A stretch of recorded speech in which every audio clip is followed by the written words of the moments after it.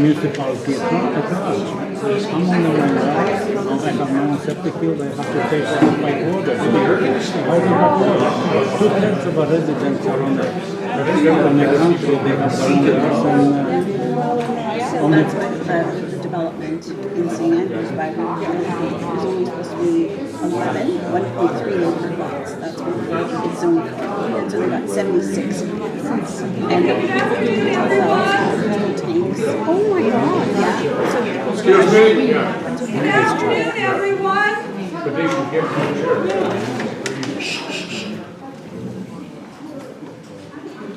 I'd like to call the meeting to order. All members of council are here with the exception of Councillor Horvis. And just for everybody's information, the meeting will be recorded, so if you've missed something, you can always look back on our website to see it. And with that, I will ask for a resolution for the adoption of the agenda. Resolve the agenda for the meeting be adopted as circulated with the noted additions.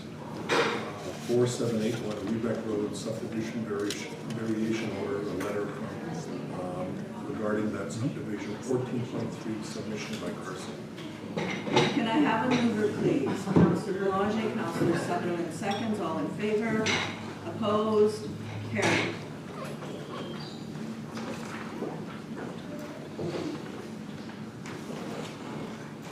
And if we could have a resolution for the confirmation of the minutes, we have 2 sets of minutes that we need to adopt today.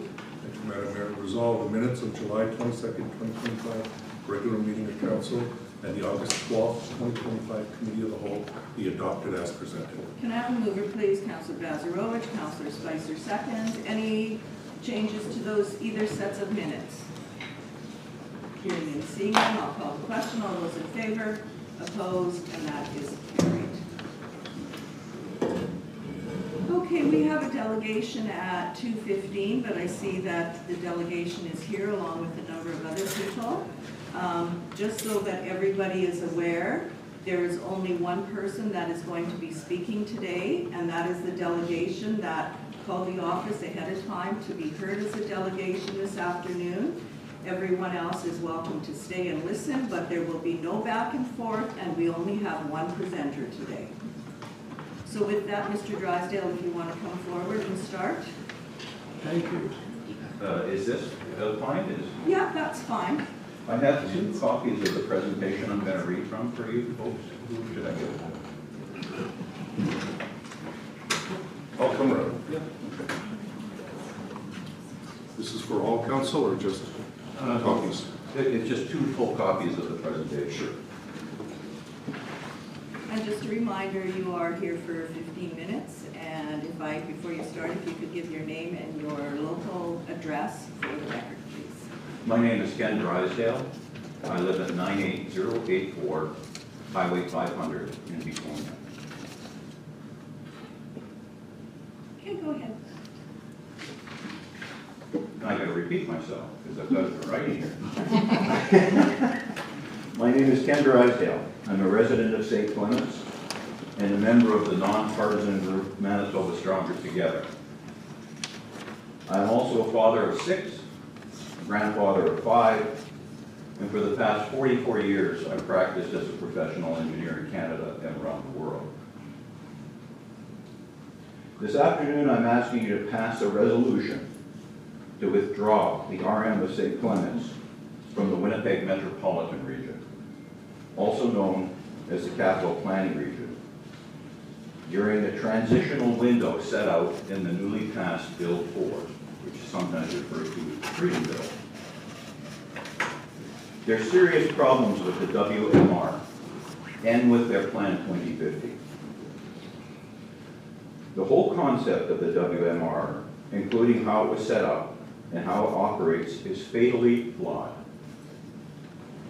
It shouldn't be surprising that the fruit of the WMR, namely the Plan 2050, is incredibly flawed and is constructed on a globalist agenda that neither serves the people of Manitoba nor represents the values and realities of St. Clements.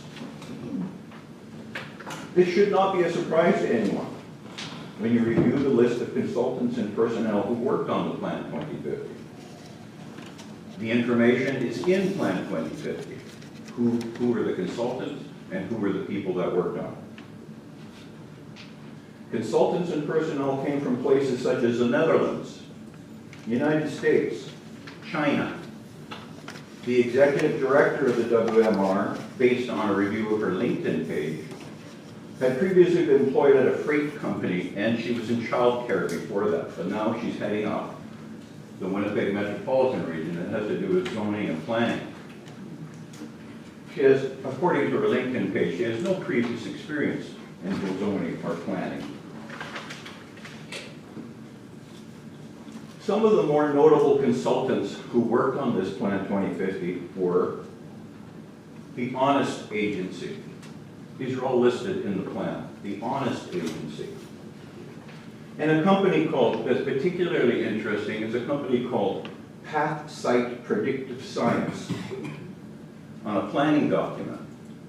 And if you look on their website, this is what they say they do. PathSite Predictive Science has made it possible to accurately know how someone will respond to imagery, messaging, and experiences based on instincts hidden in the deep brain.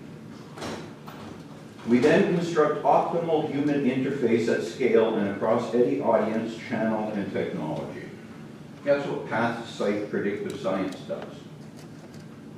What have these types of companies got to do with planning in the rural municipality of St. Clements? We are now being told that the same cast of characters who developed the original Plan 2050 are going to revise Plan 2050 and submit a new plan by January 1st, 1997. That date is really important to what we're going to talk about next. It's not 1997. Did I say? 1997. Oh my goodness, I'm going back in time. You'd think I'd at least go back to the 50s. The issue with the original Plan 2050 cannot be fixed with an edit here or an edit there. The entire plan must be scrapped, and the entire team who came up with this plan need to be replaced. There are almost 200 pages of detailed analysis of every section of that plan on our website at manitobastrongertogether.ca. The WMR also has operational issues, significant ones. The original intent of the Capital Planning Region, the CPR, sometimes the WMR is called the CPR, was originally called the Capital Planning Region, was to pull together certain municipalities within the region surrounding the city of Winnipeg to engage in cooperative planning. It morphed. It morphed into an organization to which 17 of the 18 municipalities abrogate their community's rights of local representation and planning to the city of Winnipeg. Last fall, Manitoba Stronger prepared a detailed analysis of not only the flawed Plan 2050, but the issues surrounding the operation of the Winnipeg Metropolitan Region as set out in the bylaws of the Winnipeg Metropolitan Region. So this just isn't about Plan 2050. It's also about the operational and operating procedures of the WMR. We took this presentation to, I believe it was about 10 different communities, and presented the facts to the citizens. These presentations lasted about 2 hours. Many municipal officials from surrounding areas attended these meetings, and many had no idea of what was contained in the plan until we presented it to them. And they never understood how their municipalities had surrendered their local governance to the city of Winnipeg. At your request, we could schedule a separate meeting, either here or elsewhere, to go through those details if any of you would wish to see them. So what changed with Bill 4, which passed, I think it was June 2nd?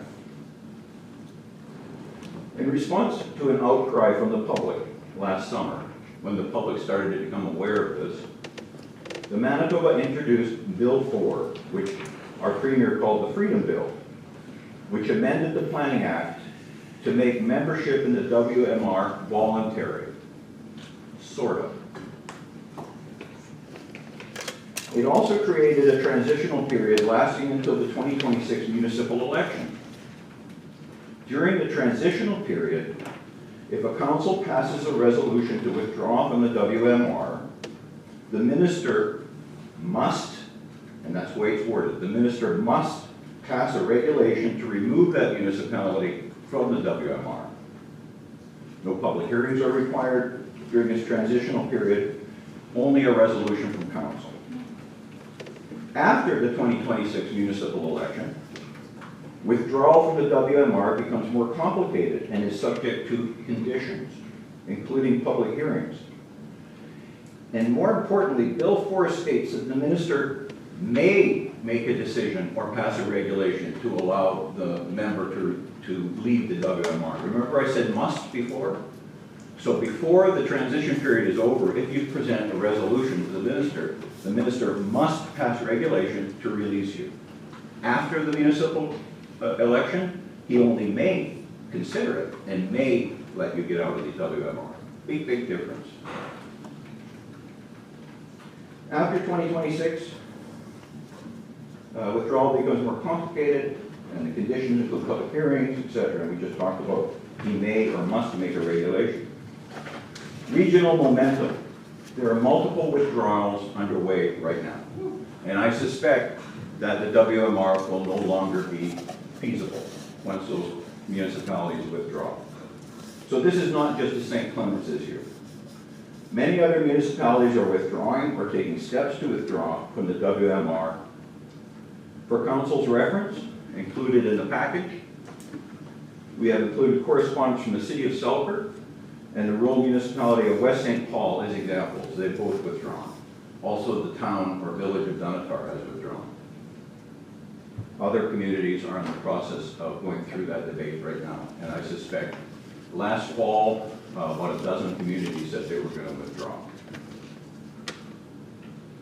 Structural governance issues, democratic deficit. The current WMR operational bylaws result in structural deficiencies which include population-weighted veto. The Capital Planning Region, or WMR bylaw, requires that any decision made by the board is only a valid majority when the majority that voted for such a thing represents over 50% of the population of the WMR. 82% of the population of WMR is in the city of Winnipeg.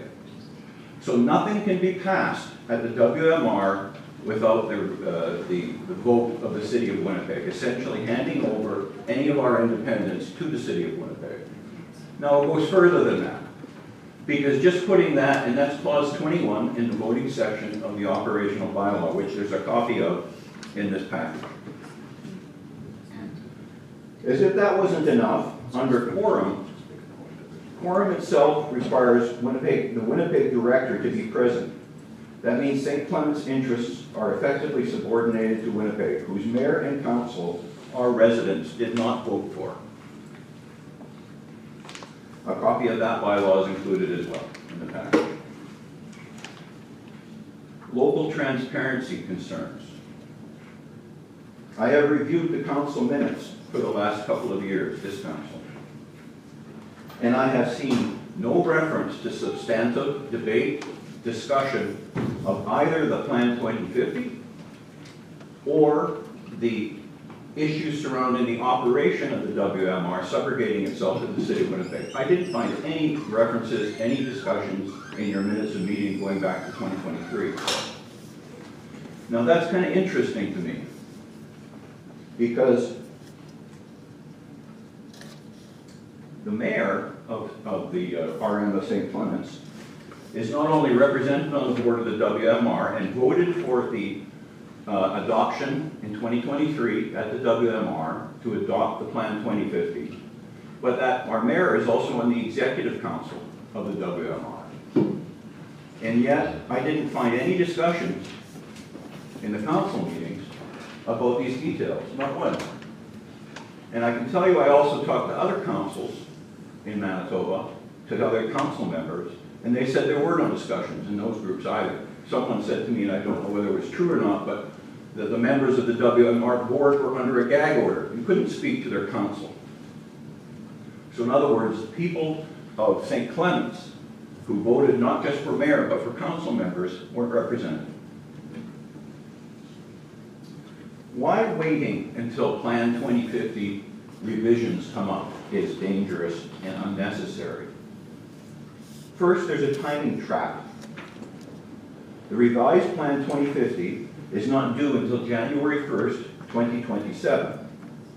But our guaranteed exit window, the transition period under Bill 4, closes in the fall of 2026 with the municipal election. If we wait to see the new plan, we lose the guaranteed right to exit. Same authors, same structure. Plan 2050 was fundamentally flawed and widely opposed. And when I say fundamentally flawed, I'm not talking about one or two clauses. I can't remember, but I believe their plan is like 150 or 180 pages long. We analyzed every page. And there's huge issues on every page, which we detailed in our analysis. So same author, same structure. The Plan 2050 was fundamentally flawed, and the same structure of the WMR and the same players are now tasked with editing that flawed 2050 plan. And no one is talking about revising the operational procedures to remove the City of Winnipeg veto. There's no downside to exiting the WMR. There was a meeting with the minister between all of the municipalities in February of this year, and the minister was asked directly by one of the councillors, not this council, but one of the councillors, about whether or not their financial standing or any other issue would be affected with the province of Manitoba if they exited from the WMR. And the minister said no. There would be no effect if you removed from the WMR. They would like you to stay in, but there would be no effect on your funding or any other program. That was from the minister.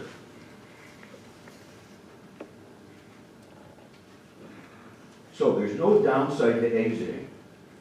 If a future plan and governance model are truly fixed, you can reapply to join the WMR in a year or two under Bill 4. It allows that.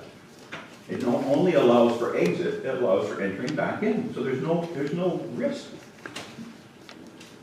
A rewrite of Plan 2050 does not address the operational aspects of the WMR. The City of Winnipeg remains in total control of the WMR. What council can do right now? You can make a motion to carry a resolution to withdraw immediately under the transitional section of Bill 4. You can transmit that resolution directly to the Minister of Municipal Relations, communicate the decision to the residents in neighboring municipalities. Again, during this transitional period, there is no public hearing required. And for your convenience, we have attached a sample letter and resolution that you can send to the minister, and a resolution you can pass right now.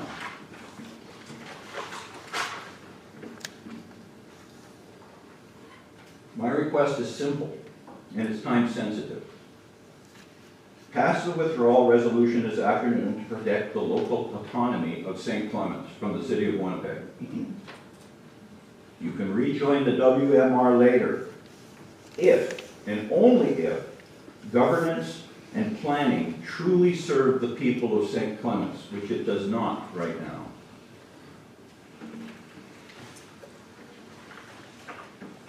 I just have one other piece that I thought I'd mention, and again, it's in the documents that I handed out to you. And that is about, a little bit about Manitoba Strong. I think I have a minute or two left.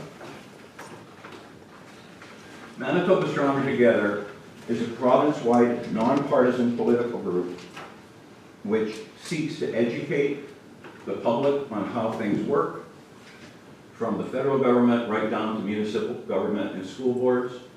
We do that through education. We do that through town hall meetings, which we have every couple of months. We have a Zoom call meeting, which is open to the public every Tuesday. We have one tonight at 6:30.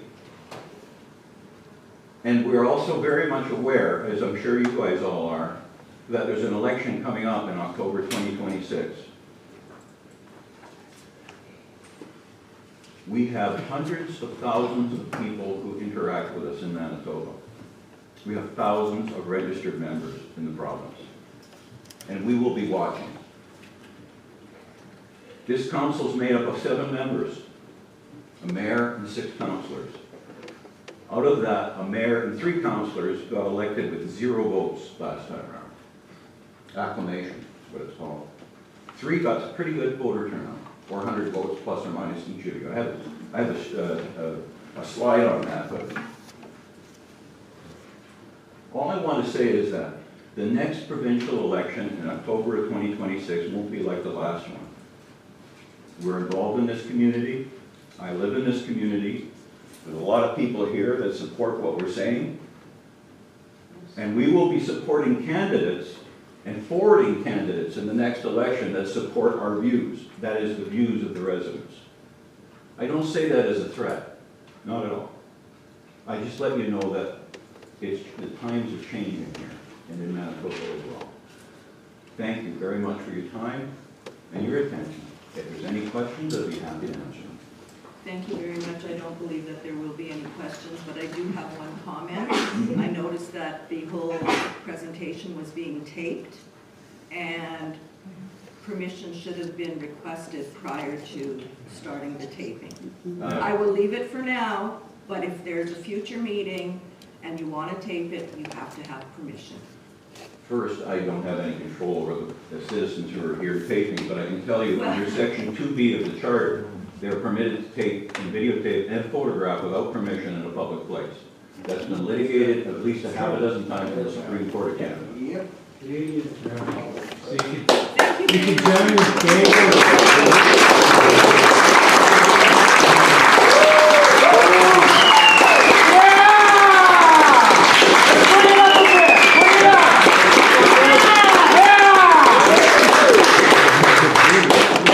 Can I have some order in this room, please?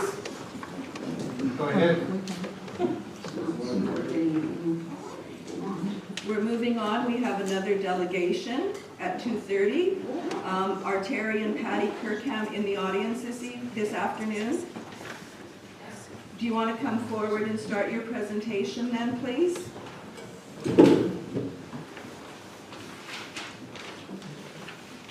You can use the podium if you like. It might be a little bit easier.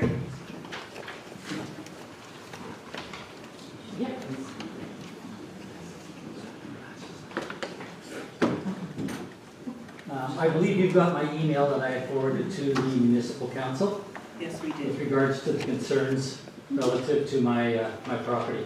My property focuses on some deficiencies relative to the ditch, the depth of the ditch, the simple fact that there were culverts installed a couple of years ago as part and parcel of the municipal upgrades. Right now, I have a major challenge trying to do the ditch. It's a mess from a lot of the construction that has gone on in the ditch. I've communicated with municipal council going back to the latter days in June, and I have not had the courtesy of receiving one telephone call, nor one individual who I asked to come by to look at my property so that they can see firsthand the difficulties and the problems that I'm faced with. At this particular point in time, I was asked if I could bring pictures. Pictures are not going to do this justice. I cannot show you the problems with regards to another installation of a culvert that was installed across Church Road South from the north side to the south side, which is where I live, just before the rail line. The water drains all the way down, across underneath or over the road, and underneath the road, and it pools, and there's a great big hole on the other side where it all comes out of the culvert, and it just sits there. It's a mosquito haven. Nobody has had the decency. I've seen RM of St. Clement's trucks go up and down the road. You can't tell me that you haven't seen the information that I've provided and at least had the decency to stop in and check it out. On the other hand, there's also a couple of other issues. One relates to when the culverts were installed underneath our entrances to our properties.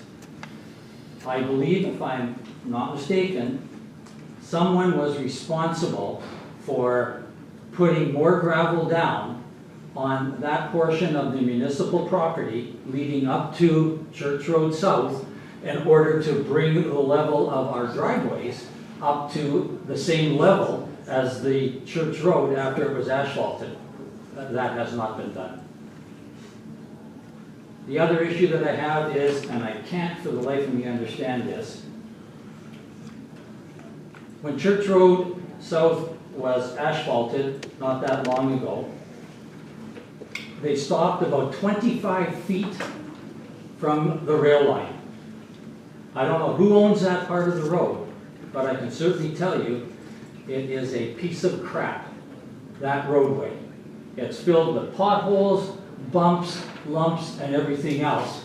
And I don't think that we as residents should have to put up with that particular type of roadway when if you move a car, you're hitting potholes, you're hitting the rail line. Now, it was improved just recently, the rail line, but only on the other side of the rail line where they put more gravel down.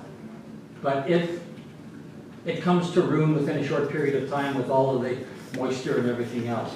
But they've never done anything on the west side of the rail line with regards to trying to at least asphalt that. That's basically my presentation.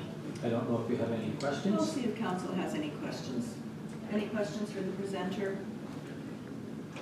I can tell you, I see that Deepak has made a bunch of notes here, so we will be getting a hold of Public Works and making sure that they do get a hold of you and meet you on site and see what can be done by the municipality to improve the situation.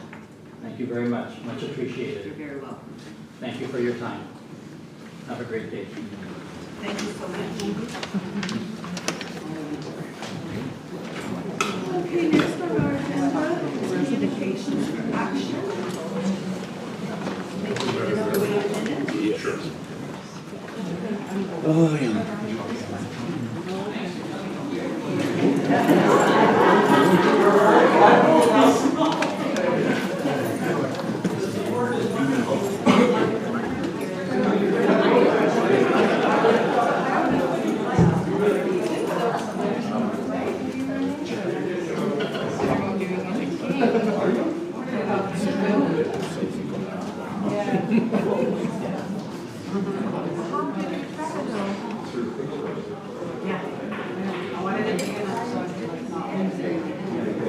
Some of them they're selling are.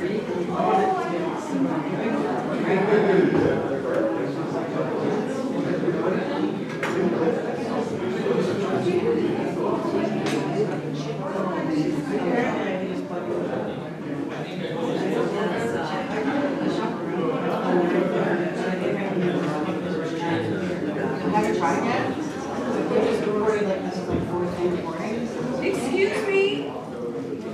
Excuse me? The doors are to stay open. Okay, This is close the an doors. Open council meeting. They are to be open. It is an open council meeting. And yes, they are to be I just wanted to open. make sure we're not gonna drown you out, that's all. Well, you can take it outside then, please.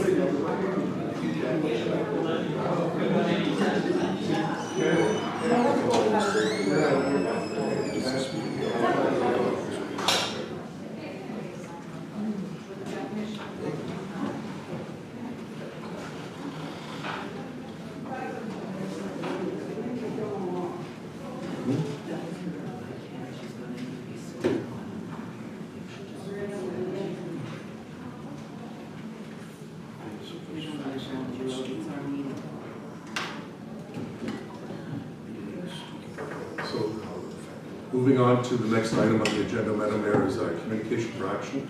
And this is the invitation to the 154th annual powwow. And that was the signing of the Treaty 1 and 1871. This commemorates the historic occasion, and it was on August the 8th and Sunday, August the 10th, and several members of council attended. So what we'll all do is pass the resolution for the people attending that event. Resolved, Mayor Debbie Feeblecorn and Councilors David Horbis, Glenn Basarowicz, and David Sutherland be authorized for their attendance at the 154th Annual Powwow of Treaty 1 in 1871 at the Broken Head Ojibwe Nation Harbor, which was held on August 8, 2025. Can I have a mover, please? Councillor Spicer, second. Councillor Strang, any discussion? Hearing and seeing none, call the question. All those in favor? Opposed? Carried. The next item is the Association of Rural Municipalities next meeting, and I believe it is on September the 4th in the RM at East St. Paul. Yes, Madam Mayor. And I'm not sure who's all wanting to attend. Heather, do you have any names on the list? Yes, Sandra and Cato, so I've got everybody in there that's wrote down. Okay, perfect. So, resolved, Mayor Feeblecorn and Councilors Basarowicz and Dave Sutherland be authorized to attend the Association of Rural Municipalities meeting at the Arms St. Paul on September 4th, 2020. Can I have a mover, please? Councillor Belanger, second, please. Councillor Sutherland, any further discussion?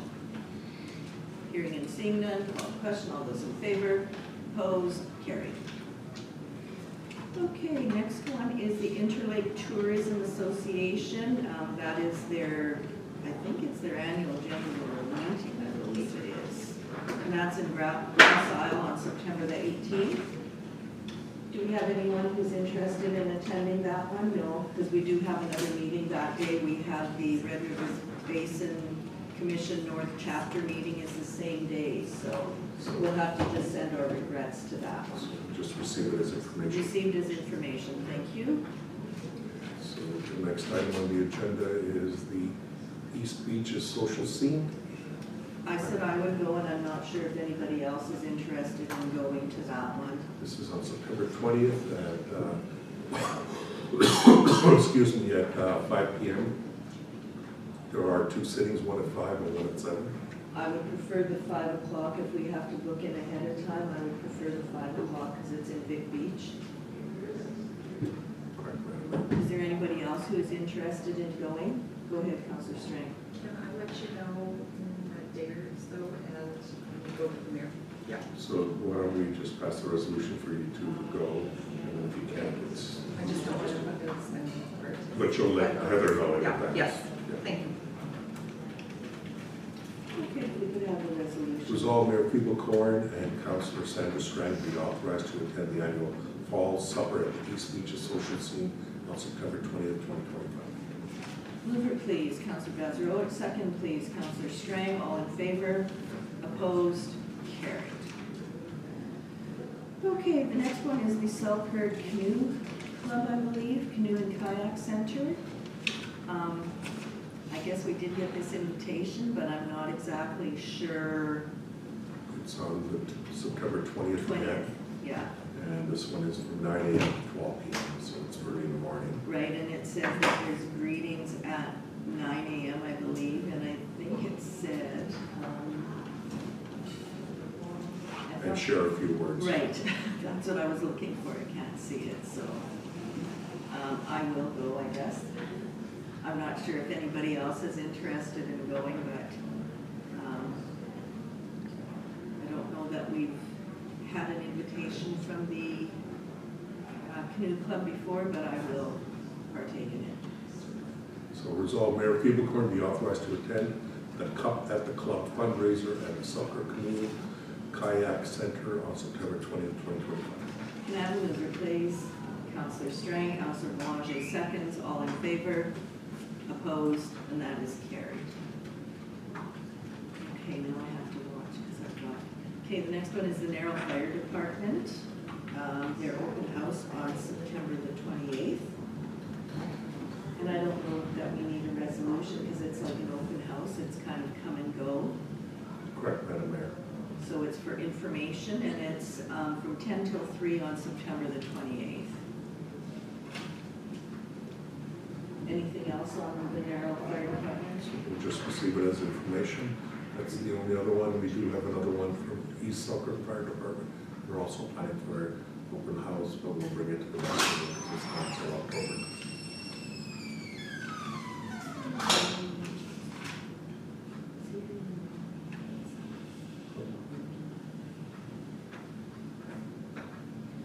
Okay, moving on to new and other business. Recreation program update. Is Taylor gonna come up for Yeah. that one? Okay, maybe we can just do a couple more items before Taylor comes up then. Certainly. The other is, council, you may recall that 6.2 East Selkirk Fire Hall budget increase. I had emailed council to seek permission, as we had originally planned to do just the width of the doors for the East Selkirk Fire Hall. But after receiving some further quotes, and for a reasonable amount of $20,000 more, we were able to pave the entire fire hall parking lot, and we recommended proceeding for that for the additional cost of approximately $25,000 once you took all costs into consideration. And so I received permission from council electronically, and this is to pass that specific resolution. Okay. Go ahead, Councillor Spicer. And just for clarity, this includes digging out those two soft spots and Correct. putting in new material. Yes, includes digging out the soft spots and then making sure the material and everything is working fine. Thank you. Okay, so you want to bring the resolution forward then, please? Whereas the 2025 capital budget includes an allocation of $80,000 for paving of the East Selkirk Fire Hall parking lot. Whereas the original budget and scope only included approximately half of the parking lot due to the preliminary cost estimates, and whereas a revised quote has been received from the Fast Brothers Limited in the amount of approximately $105,000 to pave the entire Fire Hall parking lot, including the reconstruction of the soft areas identified on site.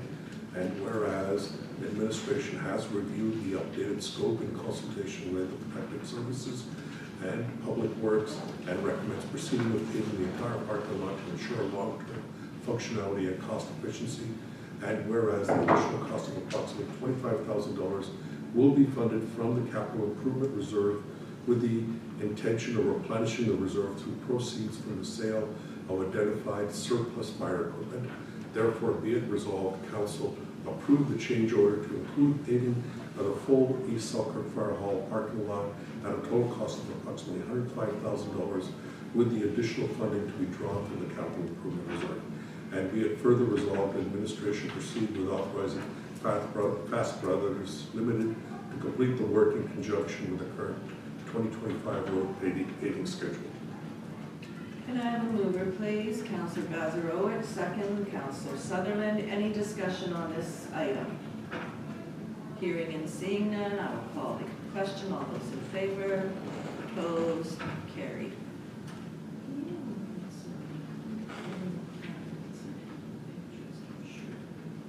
Doesn't matter. You're allowed to do that.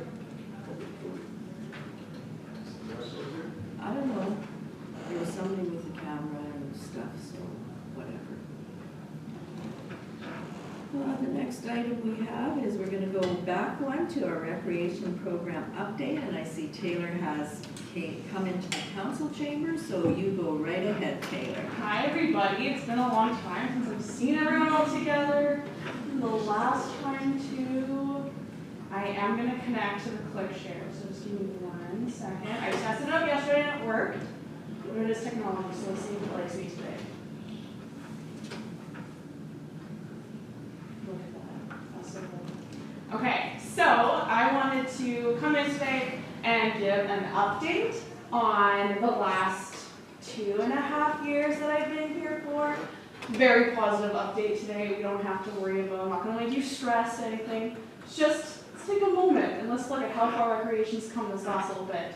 On this ClickShare thing, do you see what I see? Like, do you see my nice? We see it right in front of you on the big on the big screen. On the big screen, and amazing. So, in case you forgot, I am in school as an educator, and I really hope it shows with my PowerPoint skills. So if you like it, just know that my students are in good hands. Okay, so recreation programmer. I have gone back through everything I've done since I started, which was in May of 2023, and I have run 46 different programs. I did not think I had done that much, but looking back on it, I was like, holy smokes, look how far the rec scene has come in the RM. But I do want to highlight that it would not have been possible if it wasn't from the support of council. So going back to 2023, I was hired as a summer position for 3 months. And I managed to weasel my way in to stay for so much longer. And I know that that was back with the support of council and giving this no experience girl a shot. Sure, stay here, pay for school. And it worked out. It worked out really well. So thank you for that, everybody. Okay, so I do want to highlight 3 different types of programs that we've been running the last little bit. So starting with our community programs, we had 2 career fairs in the RM that were attended by a large number of organizations and quite vast too. We had RCMP, we had the Canadian Armed Forces, but then we also had the Gaynor Family Library in Lord Selkirk School Division. So we've done career fairs twice. We've had 2 farmers markets.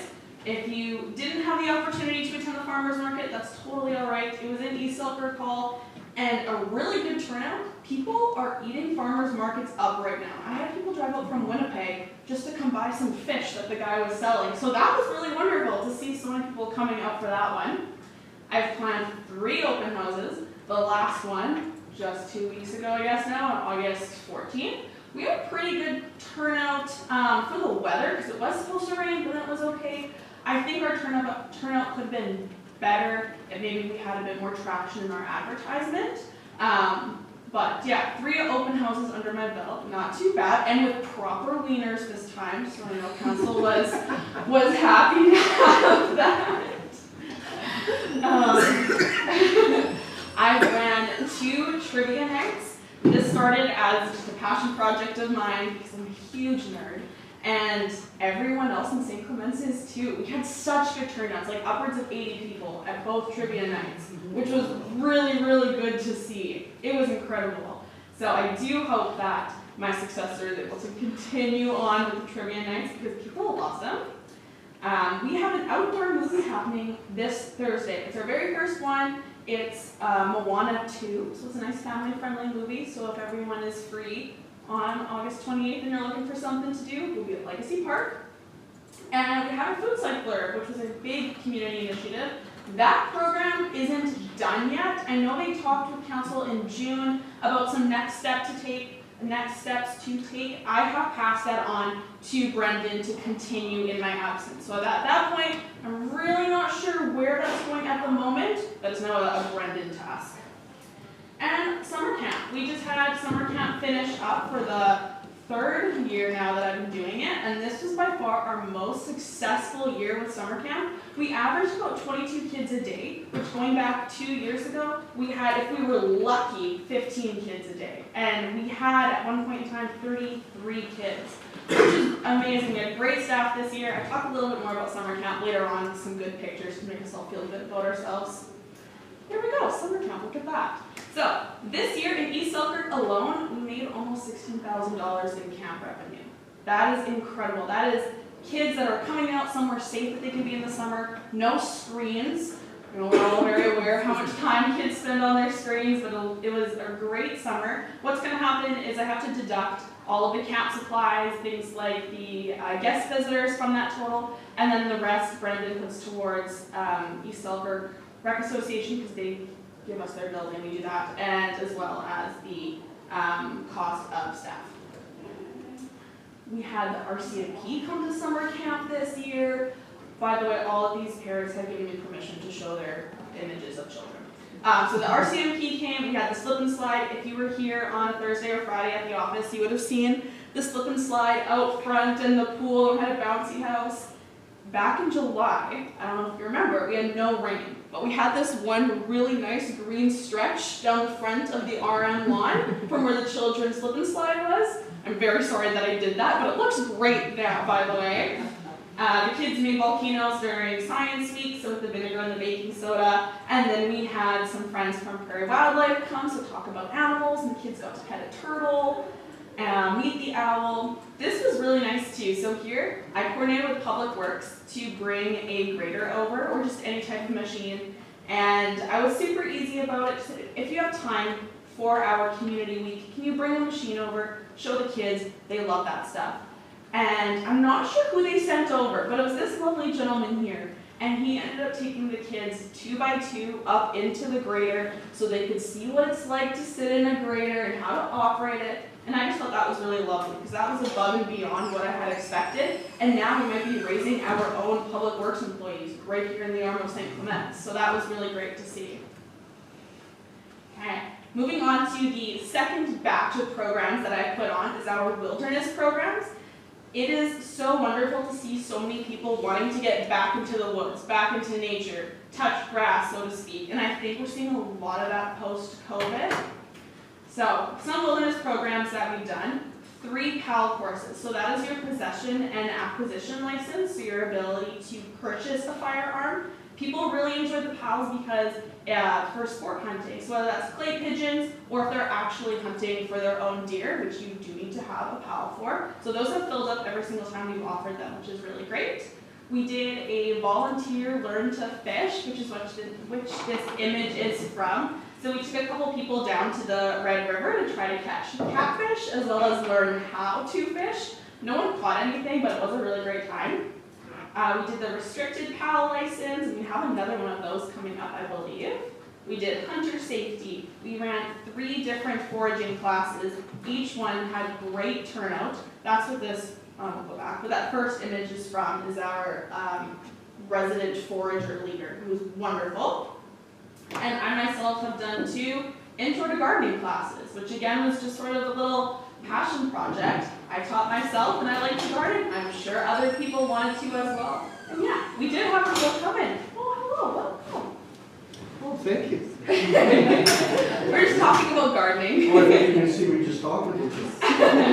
No, that was before.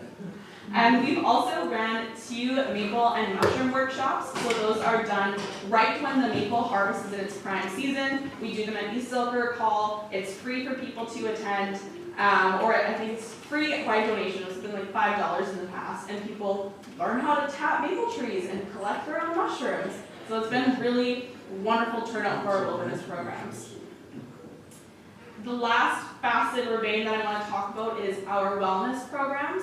So wellness does fall into the scope of recreation.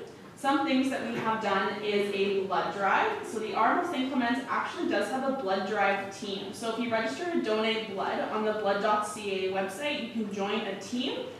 The RM has one, so every time someone donates blood, it counts as a team donation, which makes us look really good. So far, I think I may be the only person that's done that, but it is there. So people can join. It's been advertised 2 years ago, I think.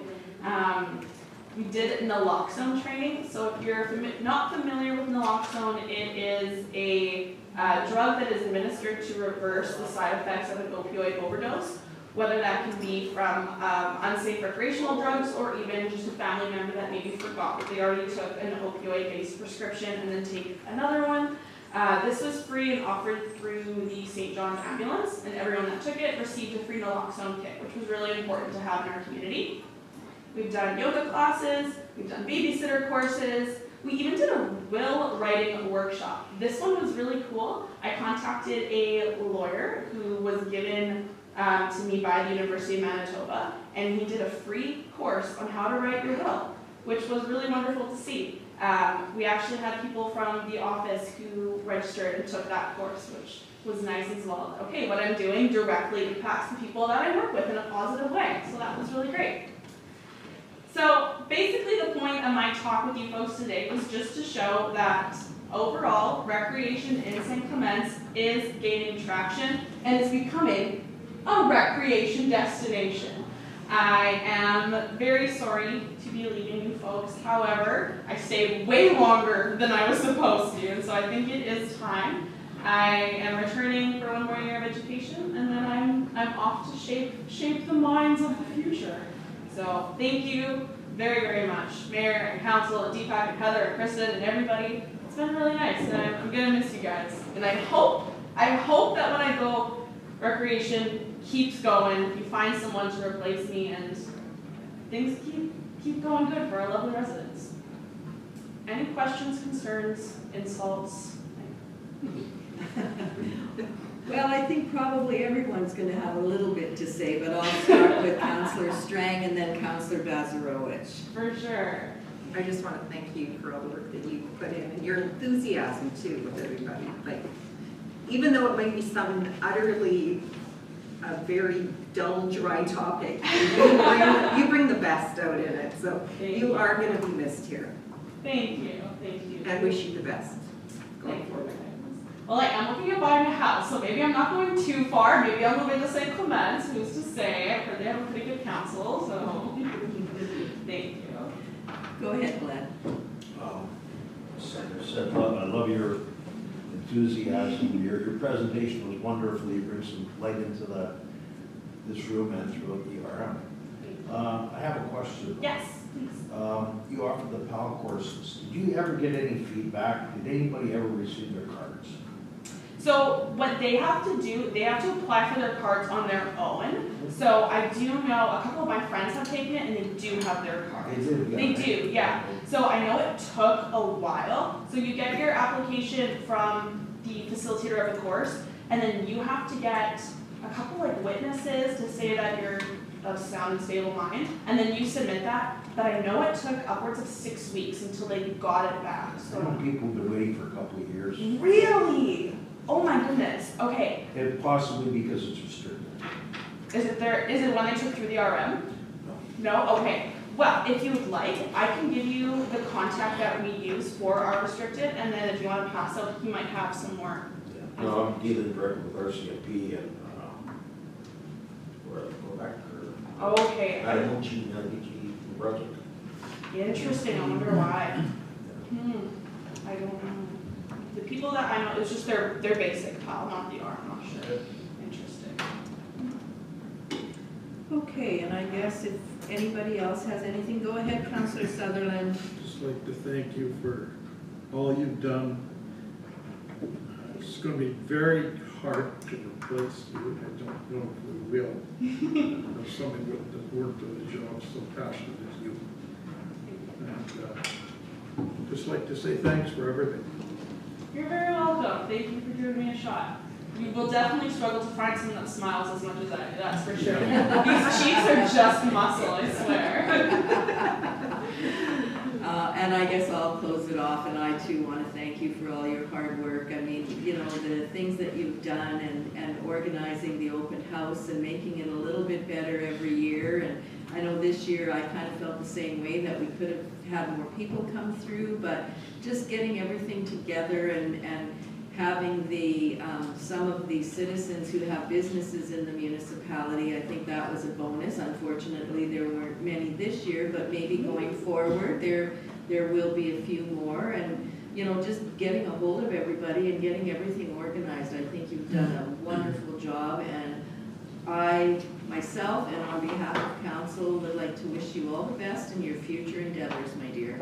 Thank you. You guys are making me emotional. Thank you very much. It's been a pleasure. And I'll see you around, I'm sure. You got all this support, you should have hit DPAC up for more money. So, Money wasn't the issue. I've offered the job to Taylor. It's not a Taylor. You know, should be commended for the first and most important thing is that we've developed a recreation program that didn't exist before. So she is a founder of the Art of St. Clements. well, that The sounds camp nice. and process that's been established here, and it's been successful. I know we've had lots of compliments received from parents and others who have utilized those programs that weren't available in St. Clements in the past.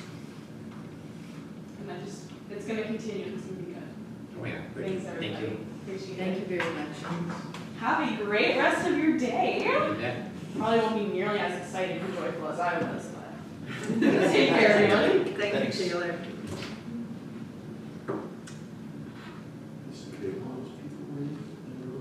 Well, they're all gone now, yeah. So they were really, yeah. We'll, Was our parking lot full? yeah. All over.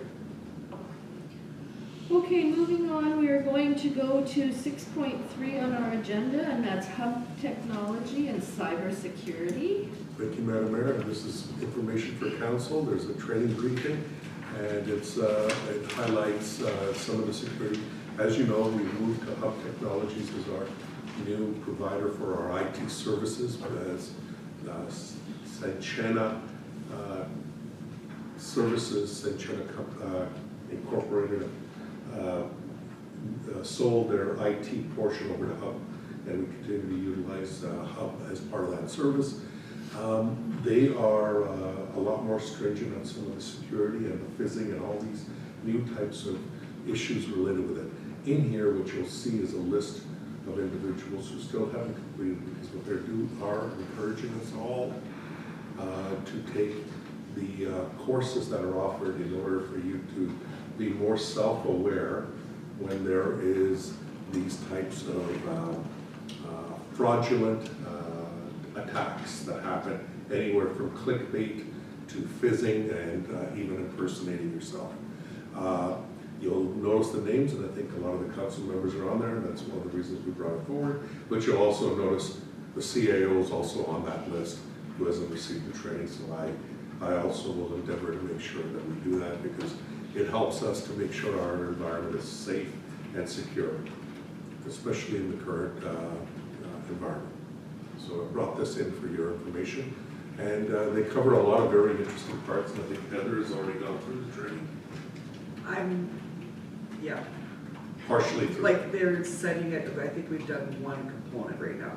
Yes. So you can see I'm like right at the top of the list as scoring great, because I do my training. So that's why you have a list of the employee security report showing you which persons have taken it and which persons have not. And it covers everything from phishing, and safe email use, how to identify phishing type of emails. You know, what to look for when somebody says, oh, please send me some money. To take a look at where the email address is coming from. Those are some of the things it teaches you. Talking about malware and ransomware, and those are very critical because many of us have access to our systems, and if they are able to break in, then they can deny service to our residents and ask for ransom. There's also password safety. That's always an ongoing issue, as well as there's social engineering that's used through email, where they are now determining what type of clients they're attacking. And especially with AI, it's becoming even a larger threat.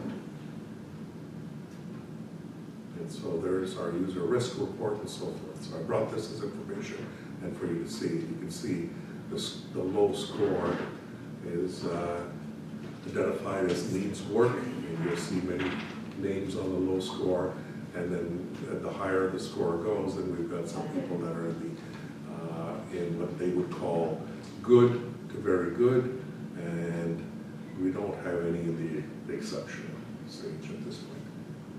We have homework. We have homework to do. So is this real?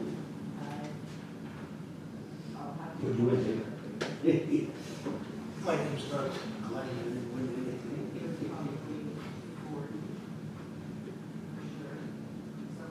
I would say that's not real. But it looks very real, doesn't it? Oh, is it ever? But have you clicked on this? Yeah. Don't be clicking on things. That's the danger. Oh, I didn't really You haven't got any do further. anything or whatever. Yeah, but they're able to steal information from you when you do some of these clicks, and that's part of what we'll learn. But it makes, now with AI, ads and so forth, are looking a lot more sophisticated than Oh, they yeah, did in this the is past. like, In the past, you're able to tell with spelling errors or, broken English in the emails. That's no longer the case anymore. And so that's why I think it's very important for all of us to take it. So.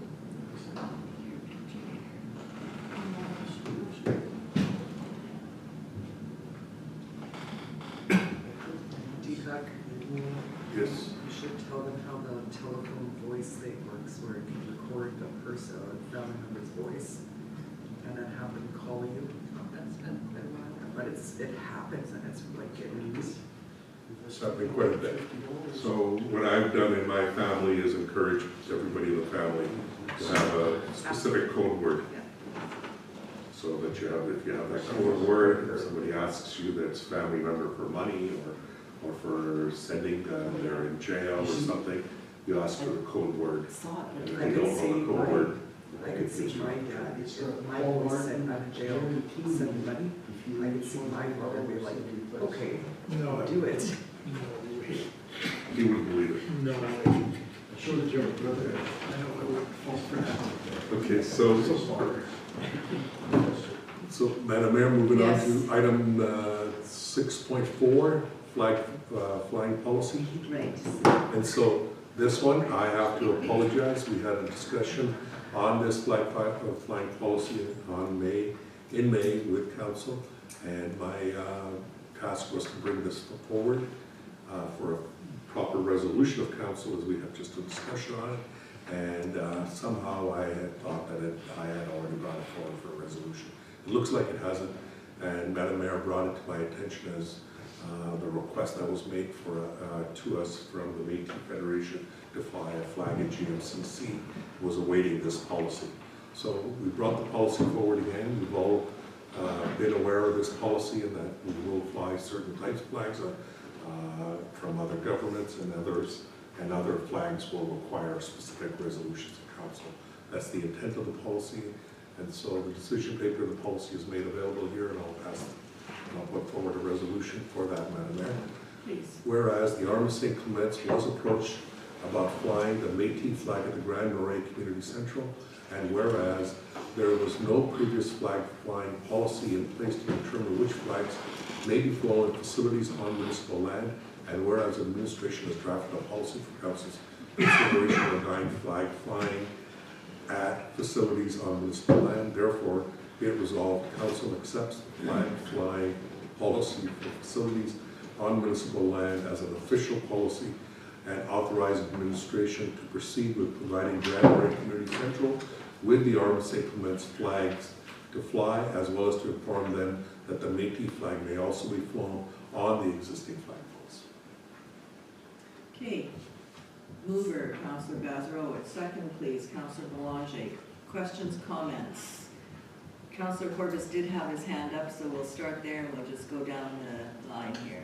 So if we don't have extra flagpoles, are we going to be at our expense putting up flagpoles to do this? If an organization says they want to put a flag or whatever, are we going to have to put a flagpole up, or is the Métis Federation putting their own pole up? I thought in their original request they were going to supply the flagpole. Well, I'm just asking going forward. like Going if forward, if council decided, we don't anticipate many flag situations similar to the Métis Federation one. It'll be sort of small time use, such as on for a specific event or anything, and that'll come forward to council.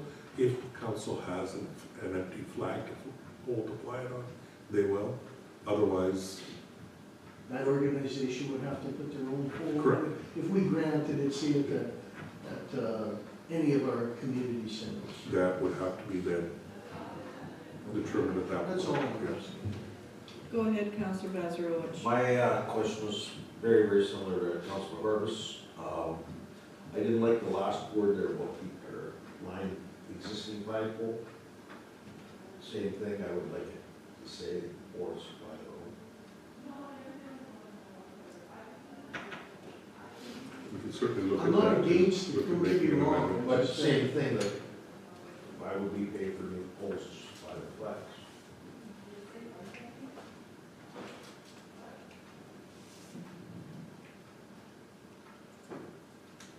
So we can bring that forward as an amendment if council so wishes, or would you like to delay this approval? Well, we're doing it now. I would, myself, I would like to move it forward Yeah. because we were asked at one of the events that we attended, so. Go ahead, Councillor Spicer. I think if I remember correctly, the policy gives the council authority to make a decision about new flagpoles or no new flagpoles, so Correct. I think it's in the policy already.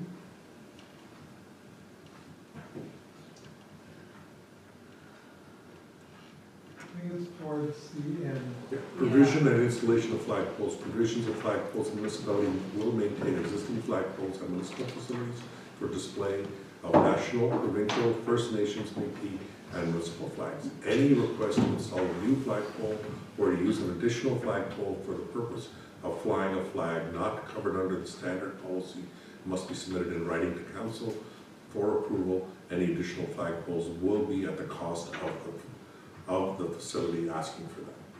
Thank you. Council will consider such request based on purpose and justification of the new flagpole, compliance with all applicable zoning and safety regulations, suitability, as well as potential costs and maintenance implications. So that catches everything. Yeah, that's good. Go ahead, Councillor Strang. Just for clarification, how many flag poles do we have with flags flying at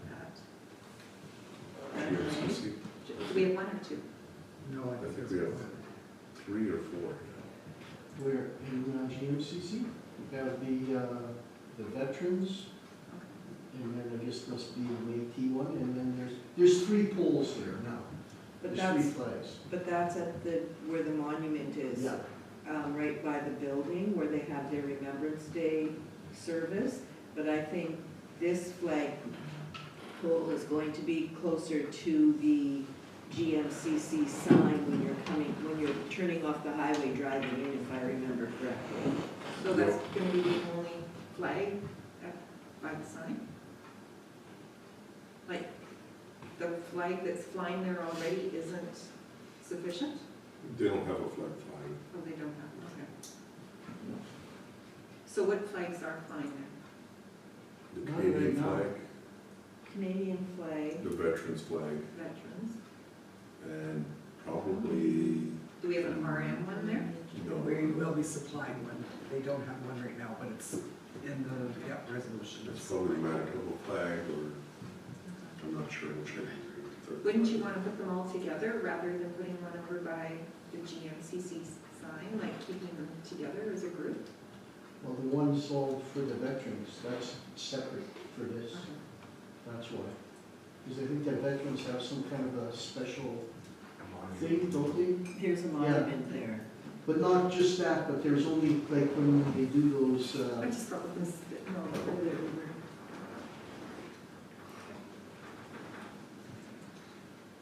Once we give them the authority, we can provide some detailed information as to this flag pole, how it will be installed. or the location. For further approval of council.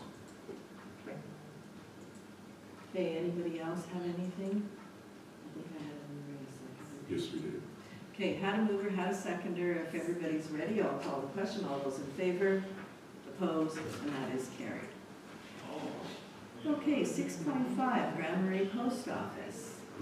Marissa's here to talk about the Grand Marais I am here, Post I'm sorry I'm Office. not super prepared, but I do have answers to just what residents are saying, which is really not a whole lot. I expected it to be a little bit more from people, but honestly, everybody's who's asked a question, I've been able to get an answer from the Post. The main one was, will they have to change their addresses, which is more of a hassle, but Canada Post has said that they won't. Their mailing address will stay the same. I did just see that there is a petition starting. So, yeah, I guess some people aren't happy with the location at the community center, and they want it at the FXR store, I guess, but I don't know, that wasn't looked into, or maybe, I'm not too sure. I just know that the community center were the ones that stepped up and said, yeah, you can put the mailboxes here, so. So, to round this up, I don't have a copy of the petition. No, I just saw it on, it's on Facebook. Yeah. Yeah. I did see it yesterday. Oh, sorry, XTR store. The XTR store, Bill Snowden had previously offered space, so. Yes, and this was reviewed by Canada Post, and Bill Snowden had contacted me. Yes. I had Canada Post also contact him, and then they looked at it. They didn't feel that the site was suitable for their locations. The Canada Post was making all these decisions. At the end of the day, they ended up choosing the location at Grand Marais. There's been ongoing, we've continued to communicate that this is Canada Post decision and not our the St. Clement. Yes. We've done that through our website, our social media, and our other mechanisms, as well as our newsletter. So what we are doing is monitoring it.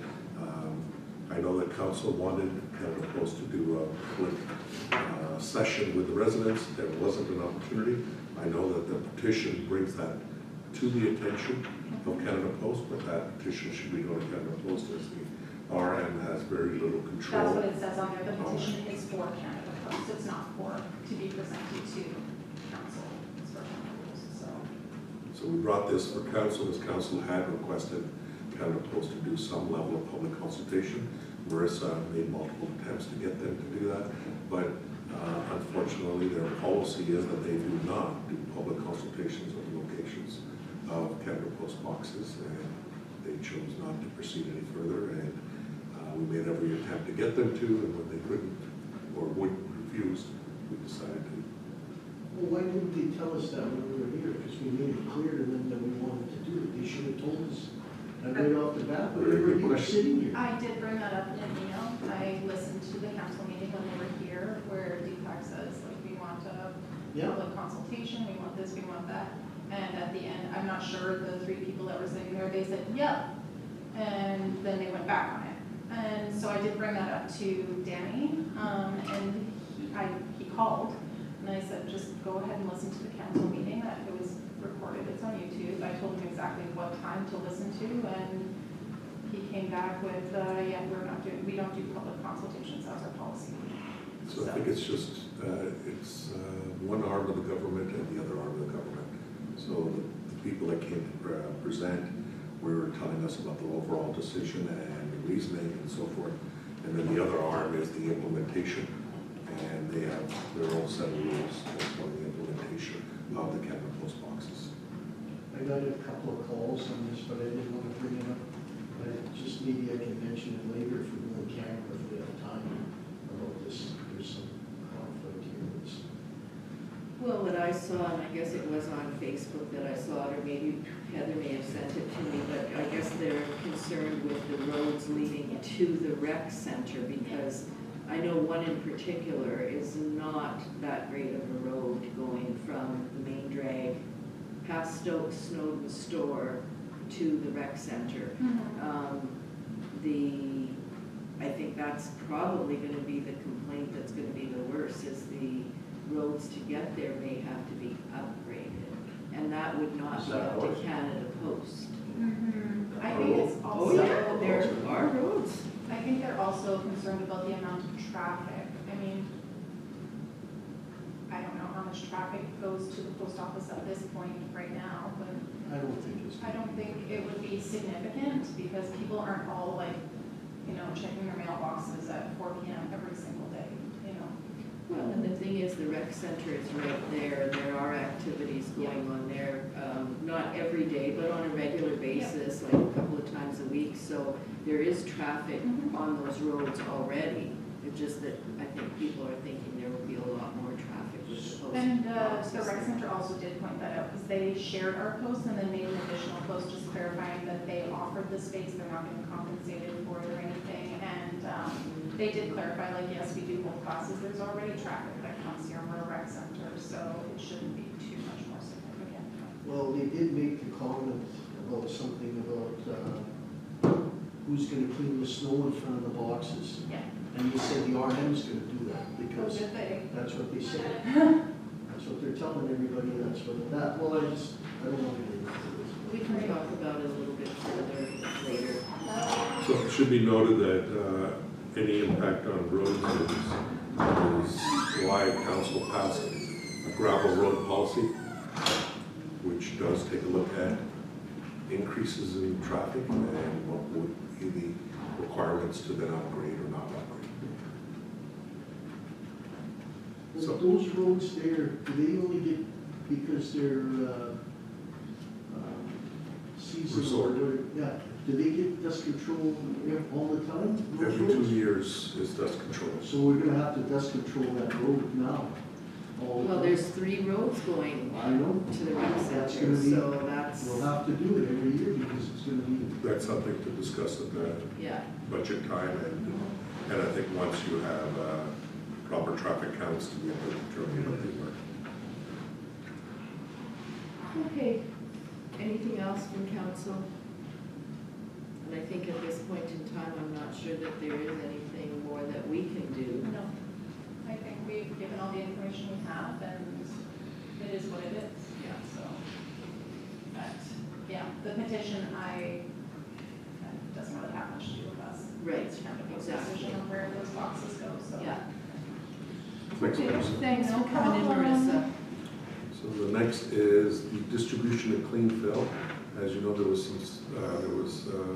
discussion around residents requesting for clean fill, and when does the RM of St. Clements get involved in providing clean fill as opposed to contractors who come in and do specific works, and whose responsibility is it, and we do take lists from individuals who are interested in receiving clean fill. I know there's some questions about clean fill, and we had this discussion while we were having a discussion with council on policy, which is that clean fill is considered anything that's being dug up, which is clay and soil and mixture and so forth.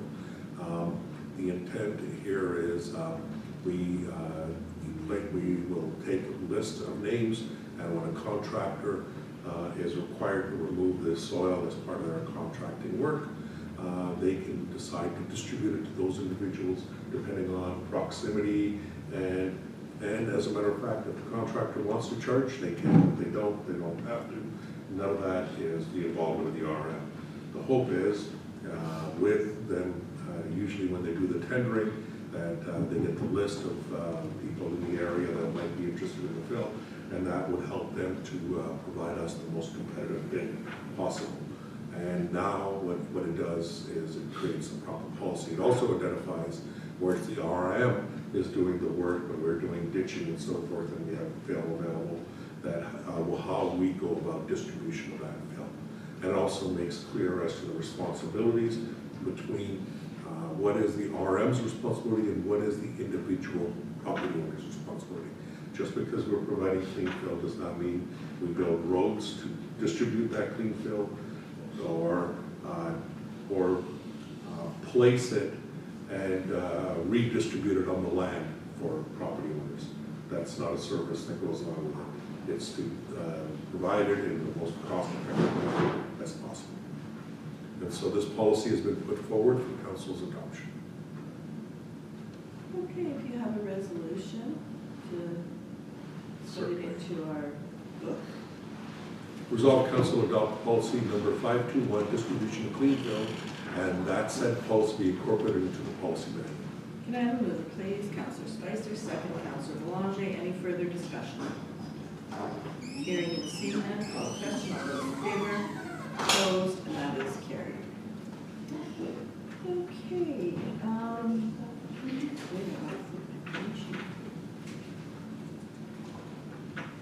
The next item is the McDonald's land sale, and that's part of the old rail bed, I believe it is. Correct, Madam Mayor. There's a part of the old rail bed that's up for sale. It's less than half an acre.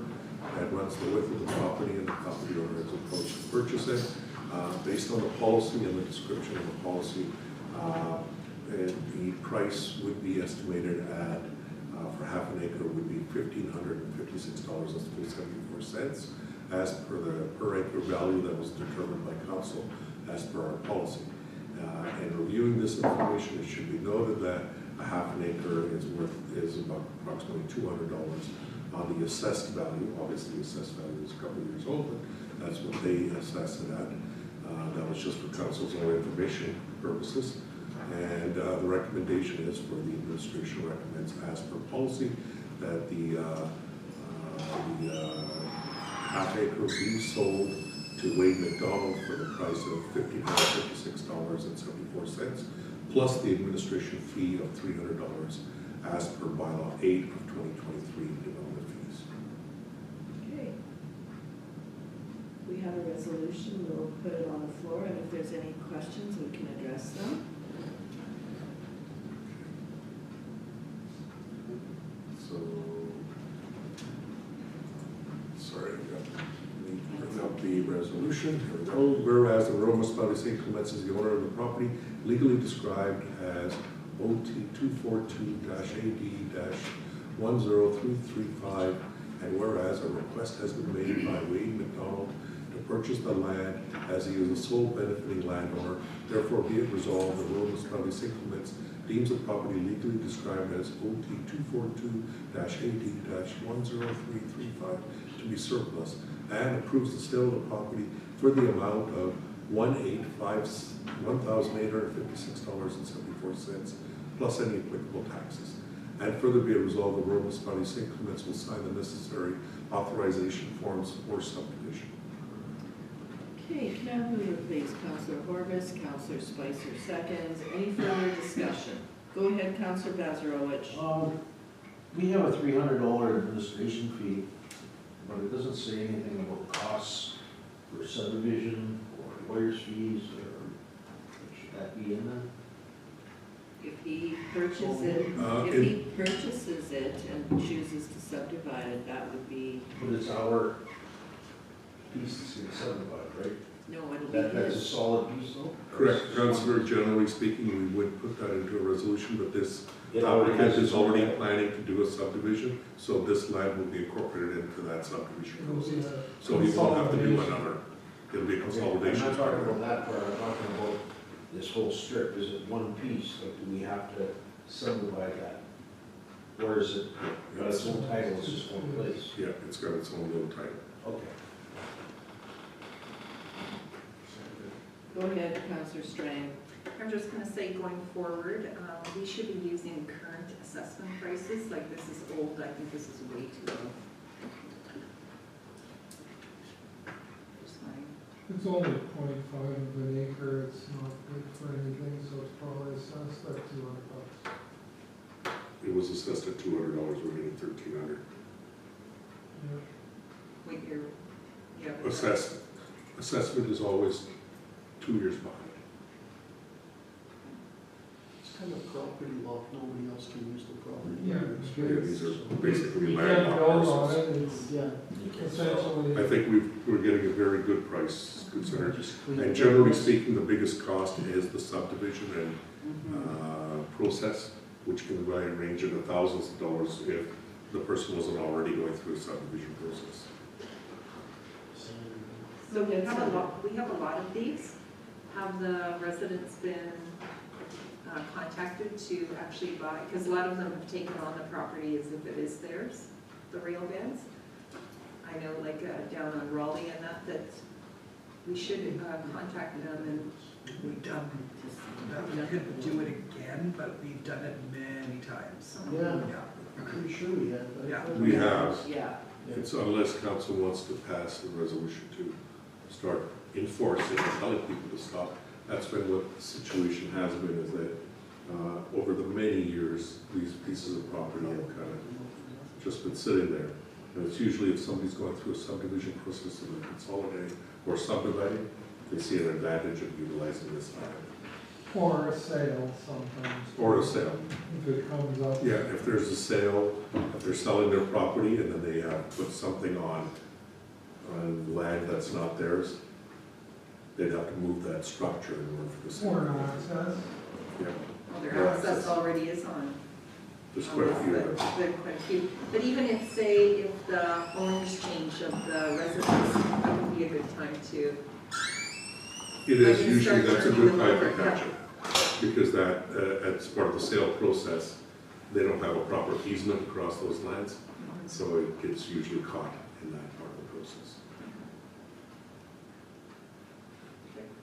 Okay, I believe I have a mover and a seconder, and if there are no further questions, I'll call the question. All those in favor, opposed, and that is carried.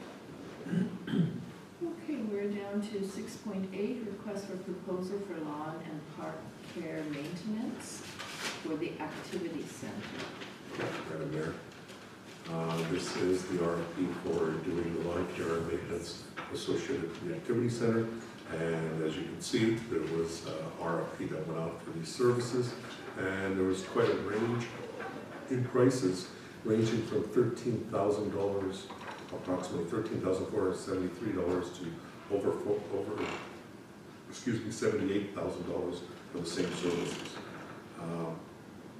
As you can appreciate, we will be recommending the lowest bid provider, which will be Clintar at $13,473.41. Comment? Go ahead, Councillor Boulanger. There's not a, from what I know, maybe there will be more after, but from what I can see now, there's not a lot of grass there to cut.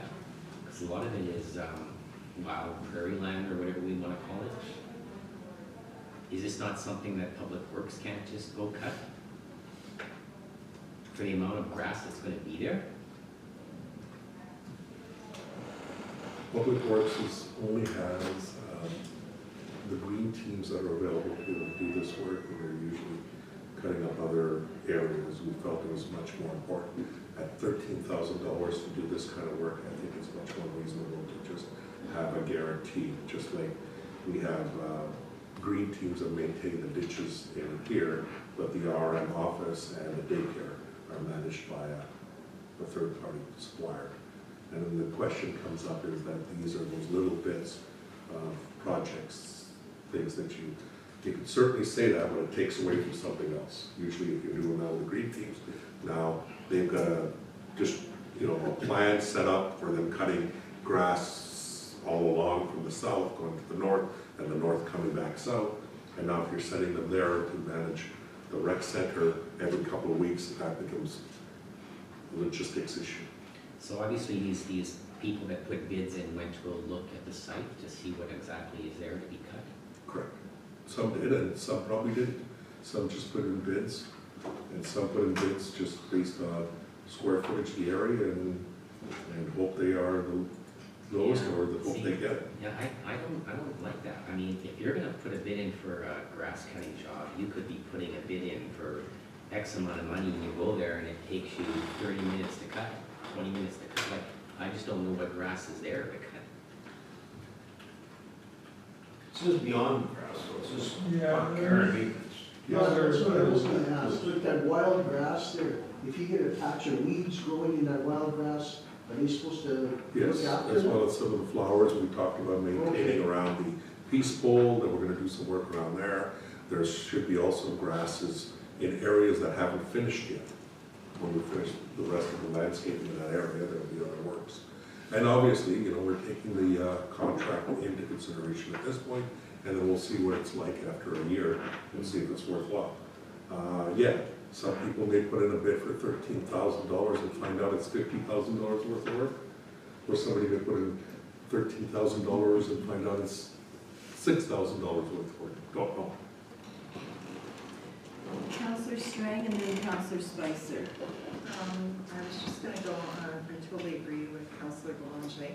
Is there a map showing of what we're having for grass there? Like, I guess my thing is, how would they go and even put a bid in on what's gonna be grass and what's not, because exactly what the prairie grass is. The other thing is if you read the contractor that has been recommended, it says in here about their planting, but yet that's another charge on top of for them to do the flower beds. True. So it's sort of it contradicts the contract. Scope of the services. Sorry? The RFP that went out identified scope of services. Scope of services are power sweeping of all paved surfaces, parking lot, the walking trail that's going to be paved shortly, power raking and dethatching of lawn areas. So that's happening in spring. Detailed cleaning of planters and beds is part of that, as well as garbage pickup throughout the property. So there's garbage pickup associated with this, and grass cutting and trimming for optimal growth. So wherever there is grass cutting and trimming required. Final walk around to ensure cleanup. So that's part of spring work. Then there's weed control. That's all part of the scope services. Late summer, liquid application adaptable to weather conditions. So that means they're applying some lawn maintenance and fertilizer. Spot weed control during Look at all fertilization. that, it looks like a hell of a deal. Weekly mowing and maintenance. So that's the weekly mowing and maintenance. So it's weekly work. So what we're talking about is mowing and trimming of lawn sections, garbage and debris. So it's regular garbage pickup. It is a community center. It's going to have garbage throughout. Clearing of the paved surfaces. So that's a weekly maintenance issue, so that we can make sure, because we've got seniors, children, and some accessible workspace. General inspections for lawn disease, so that's more or less very quickly done. Manual weed control in display areas, so that's been identified. So that means manual weed control, not organic or chemical based or technical based, technology based. And what we have is proper maintenance and treatment of natural prairie grasses planted in the park. So it's management of maintenance of those. So even the prairie grasses aren't that need to be managed because there's weed growth in those. Weekly changing of the bags in all garbage and recycling bins is also part of this, as well as planting annuals and weeding. Well, that's better. Okay, that right there, if you read their thing, there's an extra charge from their contract on top of that, for that annual planting and weeding. It is not included in the contract. So it's really not a true contract. That's what I deciphered it out. And are we putting sod down that there's gonna be grass ready there like right away, or are we doing planting of grass? We'll probably be doing planting and sod depending on the type of work. I don't know what we're gonna have yet, that part of the work. So when does this contract So start? when I take a look at Clintar, what we're doing is awarding the contract, and then we'll see if it's gonna start. We'll probably start it next year. And that's part of my update, it's the CAO update as to the delays in the overall construction of the activity center. Clintar has offered those kinds of services where they've said that those are costs that are extra, then gives us the opportunity to choose to do that, or we can choose to do it ourselves. So they did, obviously, each one of the RFP proposals, we'll take a look at our RFP requirements, and they go to meet them either through optional additional costs or built-in price. Based on that, we pick the best opportunity for us. Okay, I just noticed that ours, that was one of the requirements of the planting of the annuals, and then here, right here, it says, they'll be pleased to provide a separate quote. So I just thought, it's not a true. Well, maybe you can get Deepak and verify all that. What's that? The quote, if it's not the real quote. It's a valid quote. It's a valid quote and meets the requirements. Otherwise, it would have been disqualified. So it meets the requirements. We lay out what are the services we're looking for, and they lay out what price they're going to do, and what services, and what are optional. We take a look at that and then blend it together to see which is the best price for the RM. So if they say this is optional at an extra cost, is that still cheaper than the cost of $13,000 with doing that annual work, paying extra for it, versus the next largest, next bid of $14,000, versus the next bid of $30,000 or $78,000, and say, does it make sense? So do we know, did they give you a quote of how much, if they were gonna plant annuals, of what that extra cost would be? I don't know. So They maybe may the not 14. The 14 might be. Might have been the might better have one, been. I don't know, but. It's a good point. Yeah. No, I just. If you'd like to hold it off, I can double check on I guess we could, because it's not till for next year anyways, so Correct. we'll be doing anything this year, so. that. I'll report back on the comparison. I'll personally look through the JC Maintenance and Clintar's proposals were the lowest ones. Yeah, and I guess, Go there and get some weeds. as far as planting of annuals and things like that, they may not even know at this point in time how many. How many? Yeah. How many, or where they're gonna be, or is it planters, or is it beds, or, But we can make an estimate amount and then we compare that as an apples to apples Yeah. comparison. yeah. Okay, so we'll hold So this we'll hold over this for a up. little bit more info, please. Yep. Okay, Well, you would have gave them a tender saying what you want, you would have said you have 5 planters or something, would you have? If we were going to a tender, in this case, we're not. A tender would have been an automatic. yeah. They have to meet everything in there. in the requirements, and it gives them exact price. And RFP gives them an opportunity to respond to the proposal with the level of service that they're prepared to provide. Okay, so we'll move on to the Interlake Tourism Association Guide. So Interlake Tourism is selling advertising space on their full-page ad in the Travel Manitoba Inspiration Guide at a reduced rate to us as a member, and is selling a space for $420 per partner. A decision will need to be made whether we want to participate. We're recommending participating in this, and the council approved the payment of $420 for a space in the Travel Manitoba Inspiration Guide for the Army Segments. And we will put our usual RN. Yeah, and I guess Councillor Strang, if I remember correctly, did we not have an issue with one of the guides that didn't have I was our, gonna bring that. huh? I was gonna bring that. Okay, well, I wasn't sure if it was this one or a different one. Eastern. Eastern, okay. We gave money and we're Right. not in and did all that one when we were at the June district. Right, meeting, I couldn't remember which. I don't know if anybody ever contacted or brought it up to Christine. And she said to check into it, because otherwise you're Yeah. asking for a refund if we weren't in there. We said we might as well stick, otherwise. Okay, Heather's making a normal Perfect, follow-up thank on you, that.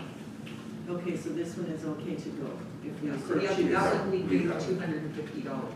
Okay. This time they're asking for $420. Yeah, well, this is on our side of the, this is more like within our group. I thought our ad was in there, but we weren't given any, no dates for any of our activities were never mentioned in there. That's what that was about, I thought. That was the website stuff, I think. Because in that book, it said Pine Falls at this date, and then it said, I don't know, LGD or some town had this, Saltcook had this, and St. Clements wasn't on there. But I thought our little ad was in there. I have that book, I thought, because I was the one who mentioned. I think I might have it at home Okay, too. we'll follow up on it. Yeah. Okay, so we paid this already then, or we have a resolution to bring this forward? Bring this forward. Resolve Council approves the payment of $420 for the advertisement of Travel Manitoba Inspiration Guide for the Army St. Clements. Can I have a mover, please? Councillor Spicer, Councillor Borges seconds. Any further discussion? Hearing and seeing none, I'll call the question. All those in favor, opposed, that is carried. 6.10, General Advisory Services from WSP. Thank you, Madam Mayor. Again, this one was discussed with council in advance, and due to timing issues, we didn't move forward on it relatively quickly. It has sat with me since June, and I was waiting to see if we really needed any WSP services. Obviously, we do. And this is in relation to doing in the past, what's happened is WSP has been able to build in the billing for whenever we needed any specific types of analysis into our ongoing contracts, because since 2020 at least, we've had ongoing construction works with WSP on various projects, and so they've been able to provide it, or we've been doing specific studies. Since then, there's been more and more requests coming from us for specialty type services where we're looking for them to do an analysis for us. I'll give you examples of a couple of them. One is we're looking for them to provide a detailed sort of analysis to do a master plan of where we're headed for all our expansion services for our water and wastewater. And as part of that, WSP is our supplier, and they would do that. We need that information in order to respond to our rate study that we're doing for water and wastewater. And so that's where we would bring in WSP, who would do the detailed analysis. Some of the other works are as we're doing these negotiations with other municipalities to share resources like water and wastewater, such as East St. Paul or St. Andrews, in order to make sure that we understand the demand on those services and to make sure we don't run out of our own service to our own residents. We want to make sure that we're clearly aware which are the trigger points, and that's one of the analysis they're doing. So with that, we have brought forward this proposal. Council had authorized me electronically, and we're just bringing it forward as I've already signed it, based on your approval. For a proper resolution.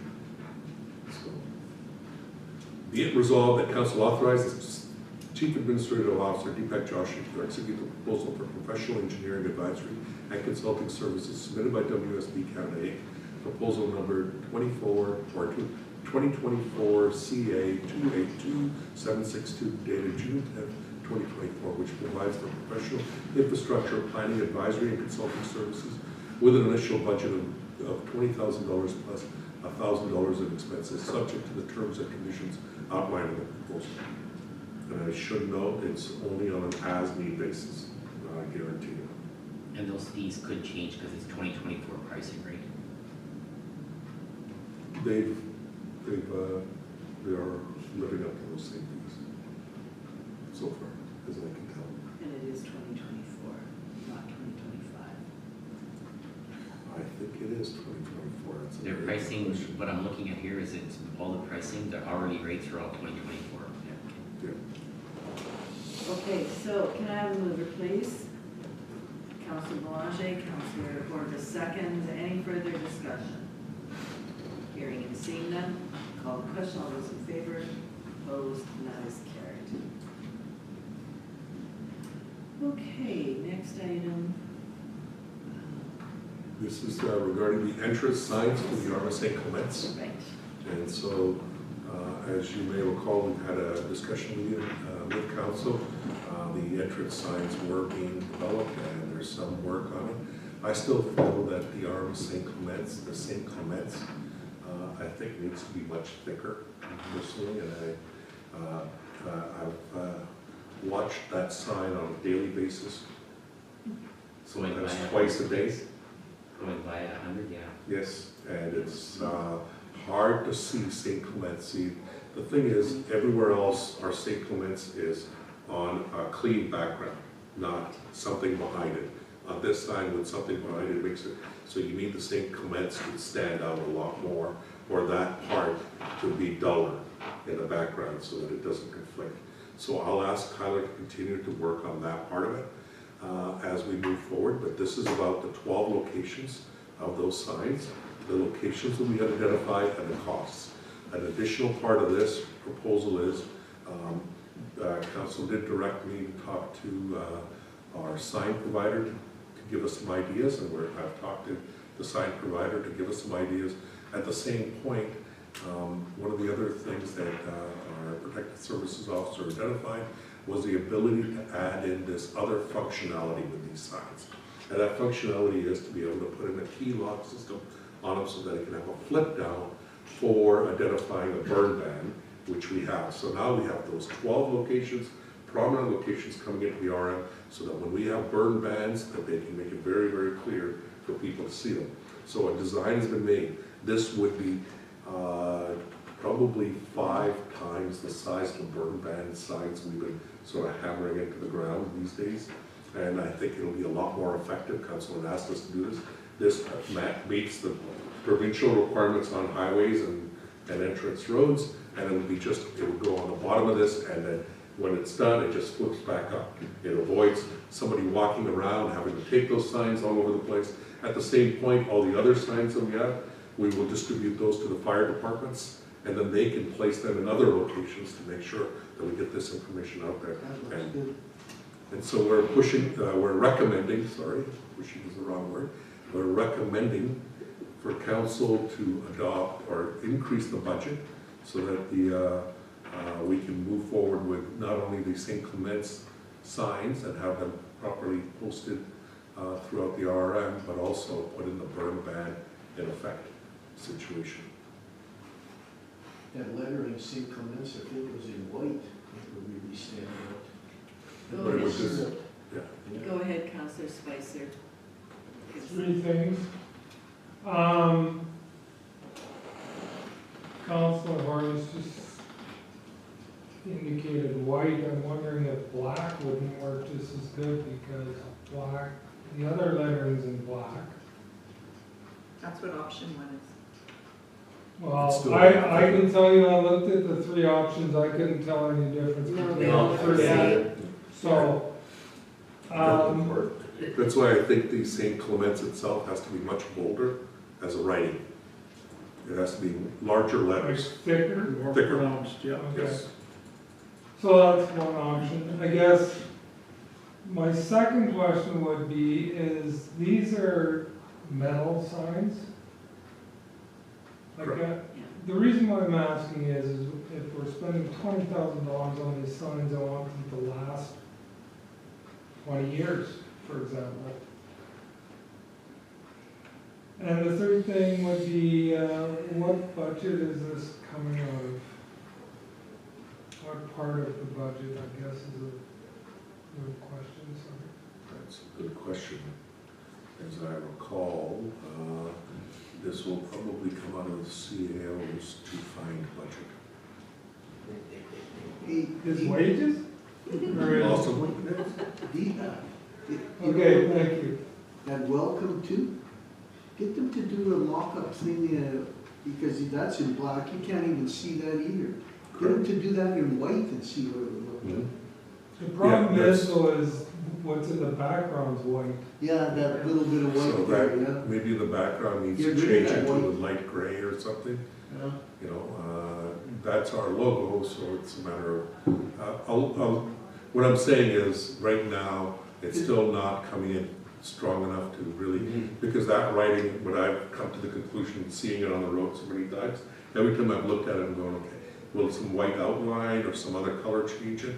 And it's the lettering itself. But if you Lettering look needs at to be burn thicker. ban in white, Yeah. you see it right away. Yeah, but you notice the burn ban is thicker lettering too.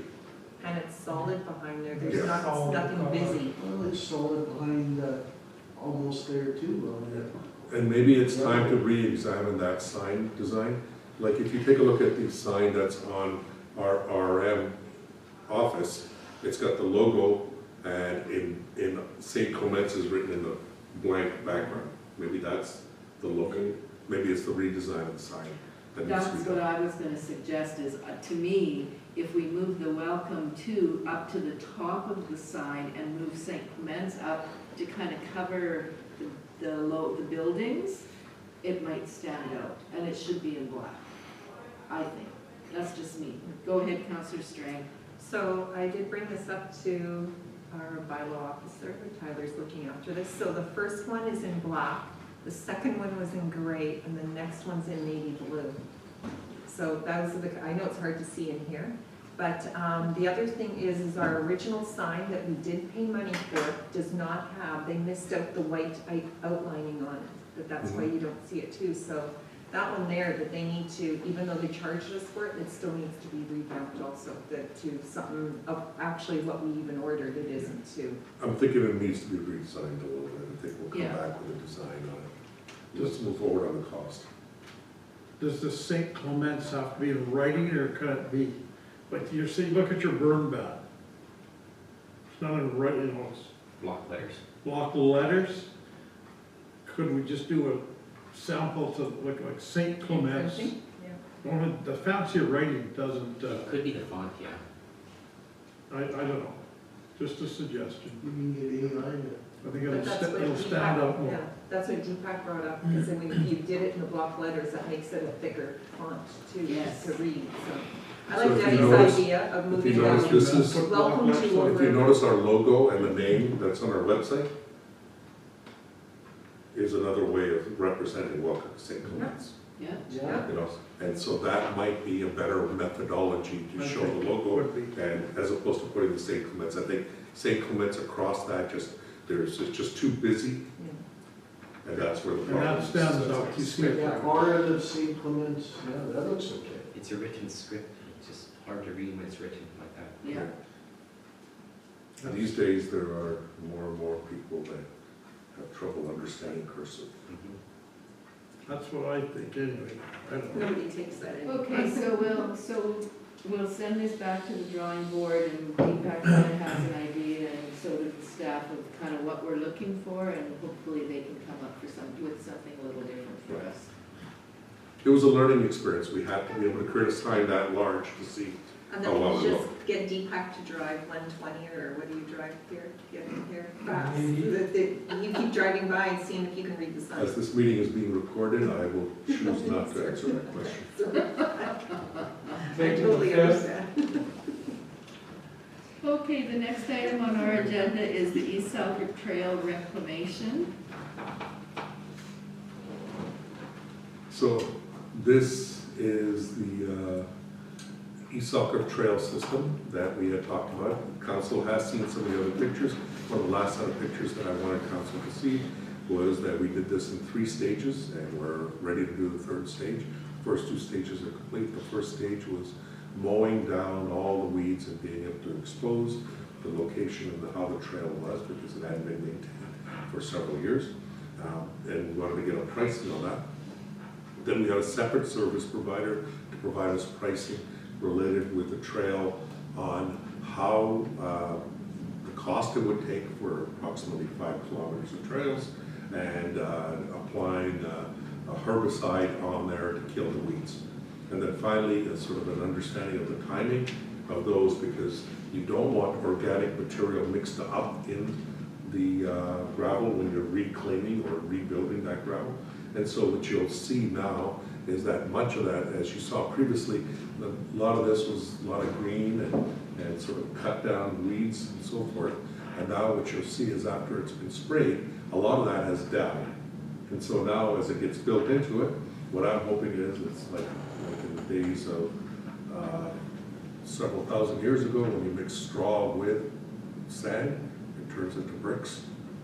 So hopefully all that straw and sand mix, as you rebuild it, will be hardened it, and we may have our own enzymes to harden it.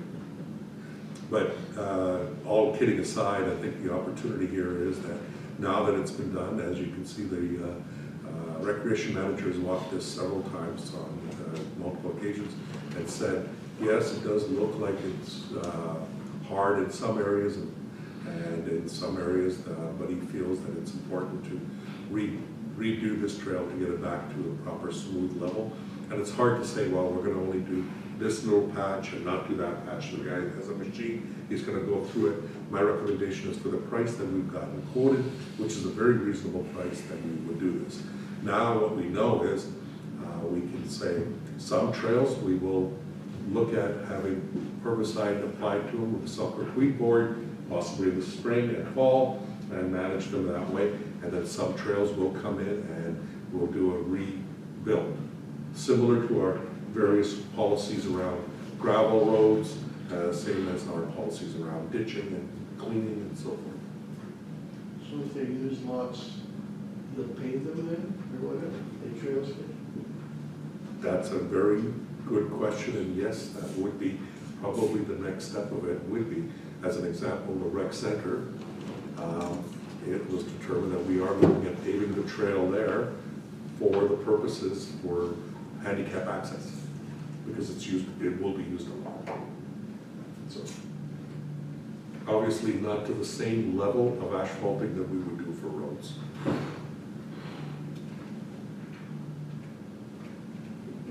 was just wondering what you had in the cup there, you drink. Okay, so there's nothing to do with this one at this point in time. It was for council's information more than anything. It's for council's information, and there was some discussion whether council wanted to say if they agreed with the process and to move forward. So what I'd like to do is give instructions and move forward next week to do the reclamation of the gravel through the gravel reclaimer, and then we'll do some more pictures and we'll bring that forward. Okay, go ahead, Councillor Spicer. I'd just like to thank administration for bringing these new pictures forward, because the ones before, it was pretty hard for us as councillors to ascertain what kind of, I guess, shape the trail was in. So this shows us much more information, so thank you. Go ahead, Councillor Boulanger. If anybody wants to look at this trail, which one should, at a closer view, feel free to contact me and we can rendezvous with coffee in the morning sometime and go for a walk. Because I think what's important is if no one has walked the 5 kilometers or walk the trail, and I think it's important as councillors that we do, so we know firsthand, visually see what we're working on. I think then we can make rational, prudent decisions, but yes, we should, if anybody wants to walk, just give me a call and we'll walk. Okay. Then you know what exactly we're doing. Yeah, perfect. Okay, so moving on, that is all we have for correspondence, so we'll move on to our accounts and financial statements. So we have the closed list of accounts. So resolve council approve the August 26, 2025 list of accounts, check numbers 25000810 to 25001010 in the amount of $3,884,145.59 for payment. Can I have a mover, please? Councillor Bazarowicz, Councillor Corbis seconds. Any discussion, questions, comments? Hearing and seeing none, I'll call the question. All those in favor, opposed, carried. And the next one is our financial statement to July 31st of 2025. Thank you, Madam Mayor. Resolved that the July 31st, 2025 financial statement be adopted as presented. Can I have a mover, please? Councillor Spicer, Councillor Corbis seconds. Any discussion? Hearing and seeing none, call the question. All those in favor, opposed, and that is carried. Okay. Communications for information. We have no bylaws today. Is Shannon coming up to present something? If you recall, Madam Mayor, in camera, I want to go through all our financials. Right. And what I'm hoping to do is if we can get through the council reports and the CAO report quickly, I'll try to get that resolved.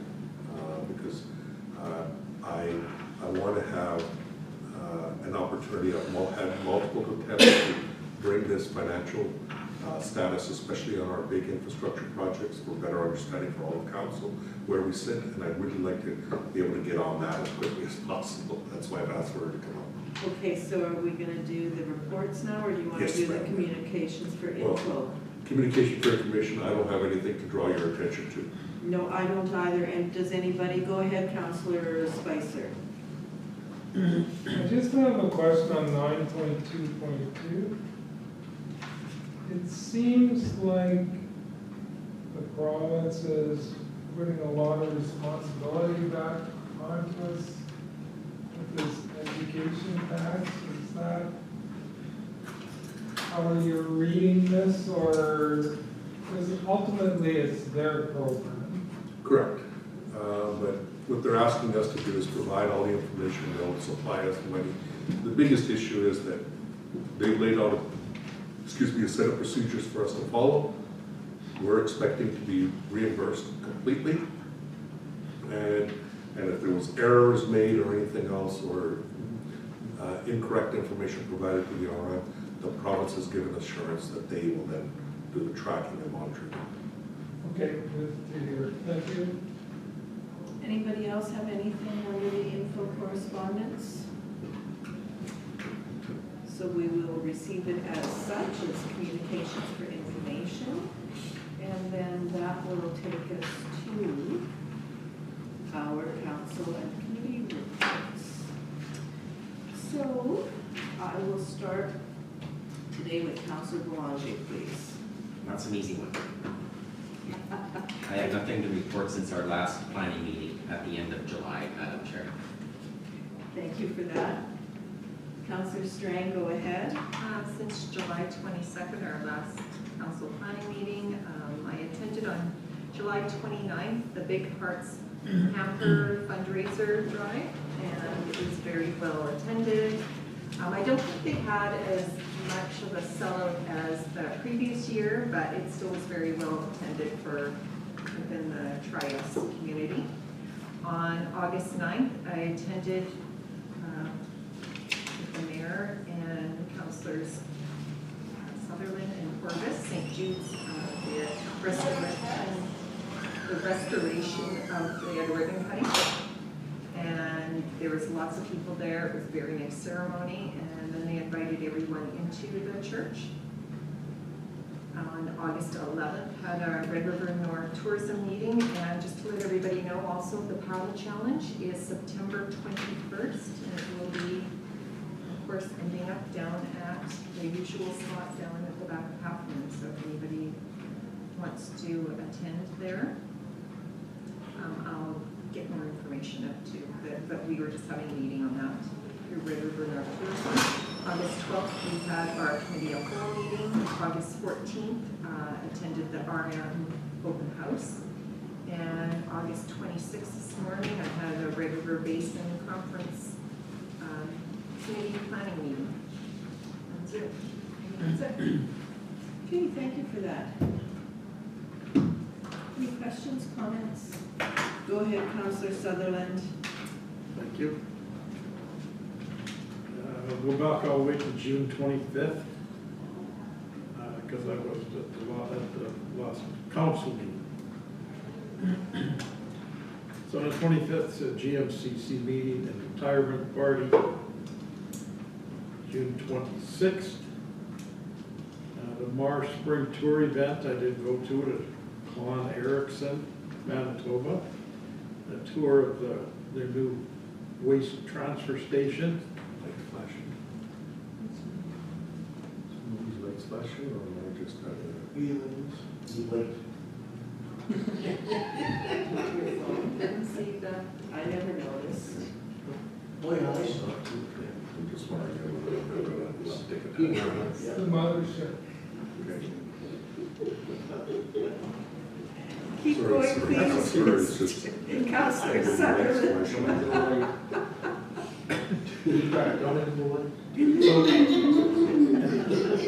Interesting things about that, their new transfer station. I think all the councillors but one lost their seats. Over that, they had to purchase land for a new transfer station. And Was that? we're against it. Where was that? Erickson.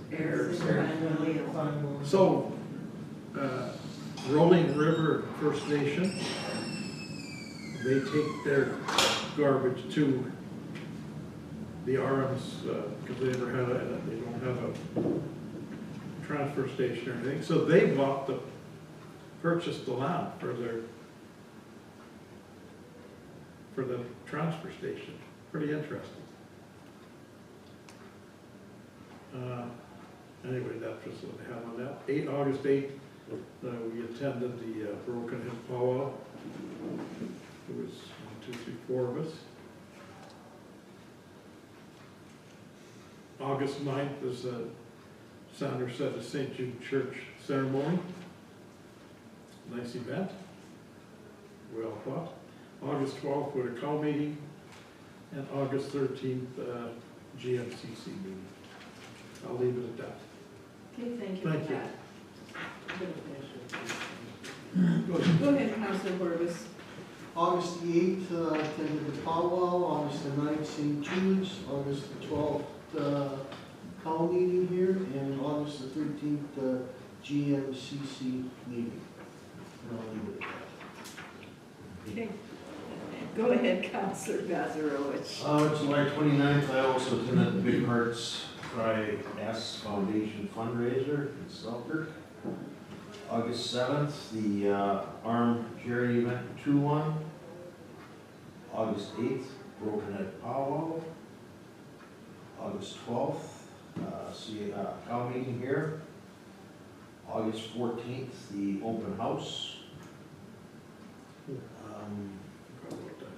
Which was, we had some very interesting booths. We lost a few, we gained a couple others. I was disappointed that we only had one school board representative. And then August 18th, the Eastern District golf tournament in St. Pierre. That's it. Okay. Thank you for that. Go ahead, Councillor Spicer. Thank you, Madam Mayor. July 23rd, I had a Red River Planning District Human Resource meeting. July the 24th, we had a John Q. Public meeting. There was a meeting about seniors housing. And then a Piggy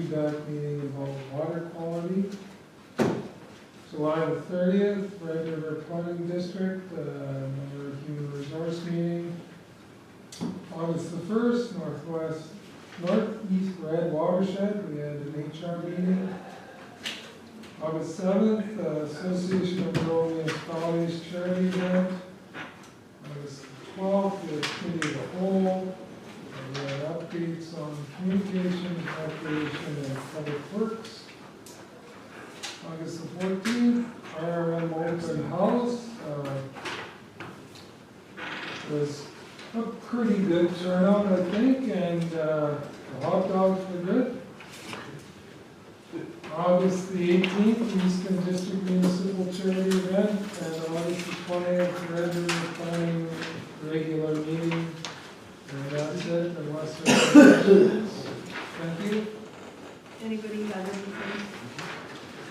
Okay, basically I pretty much was at everything that has been brought up already. The only different thing I have is on August the 20th, I attended a John Q board meeting, and that was, I attended by Zoom, that meeting.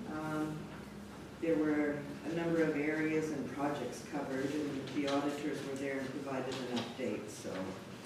August the 20th, we had, as Councillor Spicer mentioned, our RRPD regular meeting. And I was just going to say about the open house, I had on here to thank Taylor for all her hard work, and to all staff, both office and public works, that helped to make the afternoon a success. Also the fire department, and to Councillor Sutherland for once again doing the cooking. The turnout was good, but I did think it had been down a bit from previous years. There were a number of booths and activities and games for the children to partake in.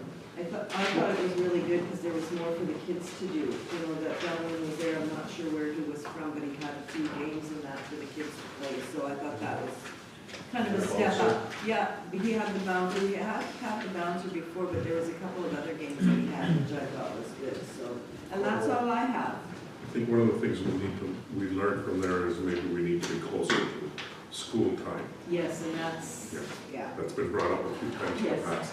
I know, Madam Mayor. Specifically by Madam Mayor. Yes.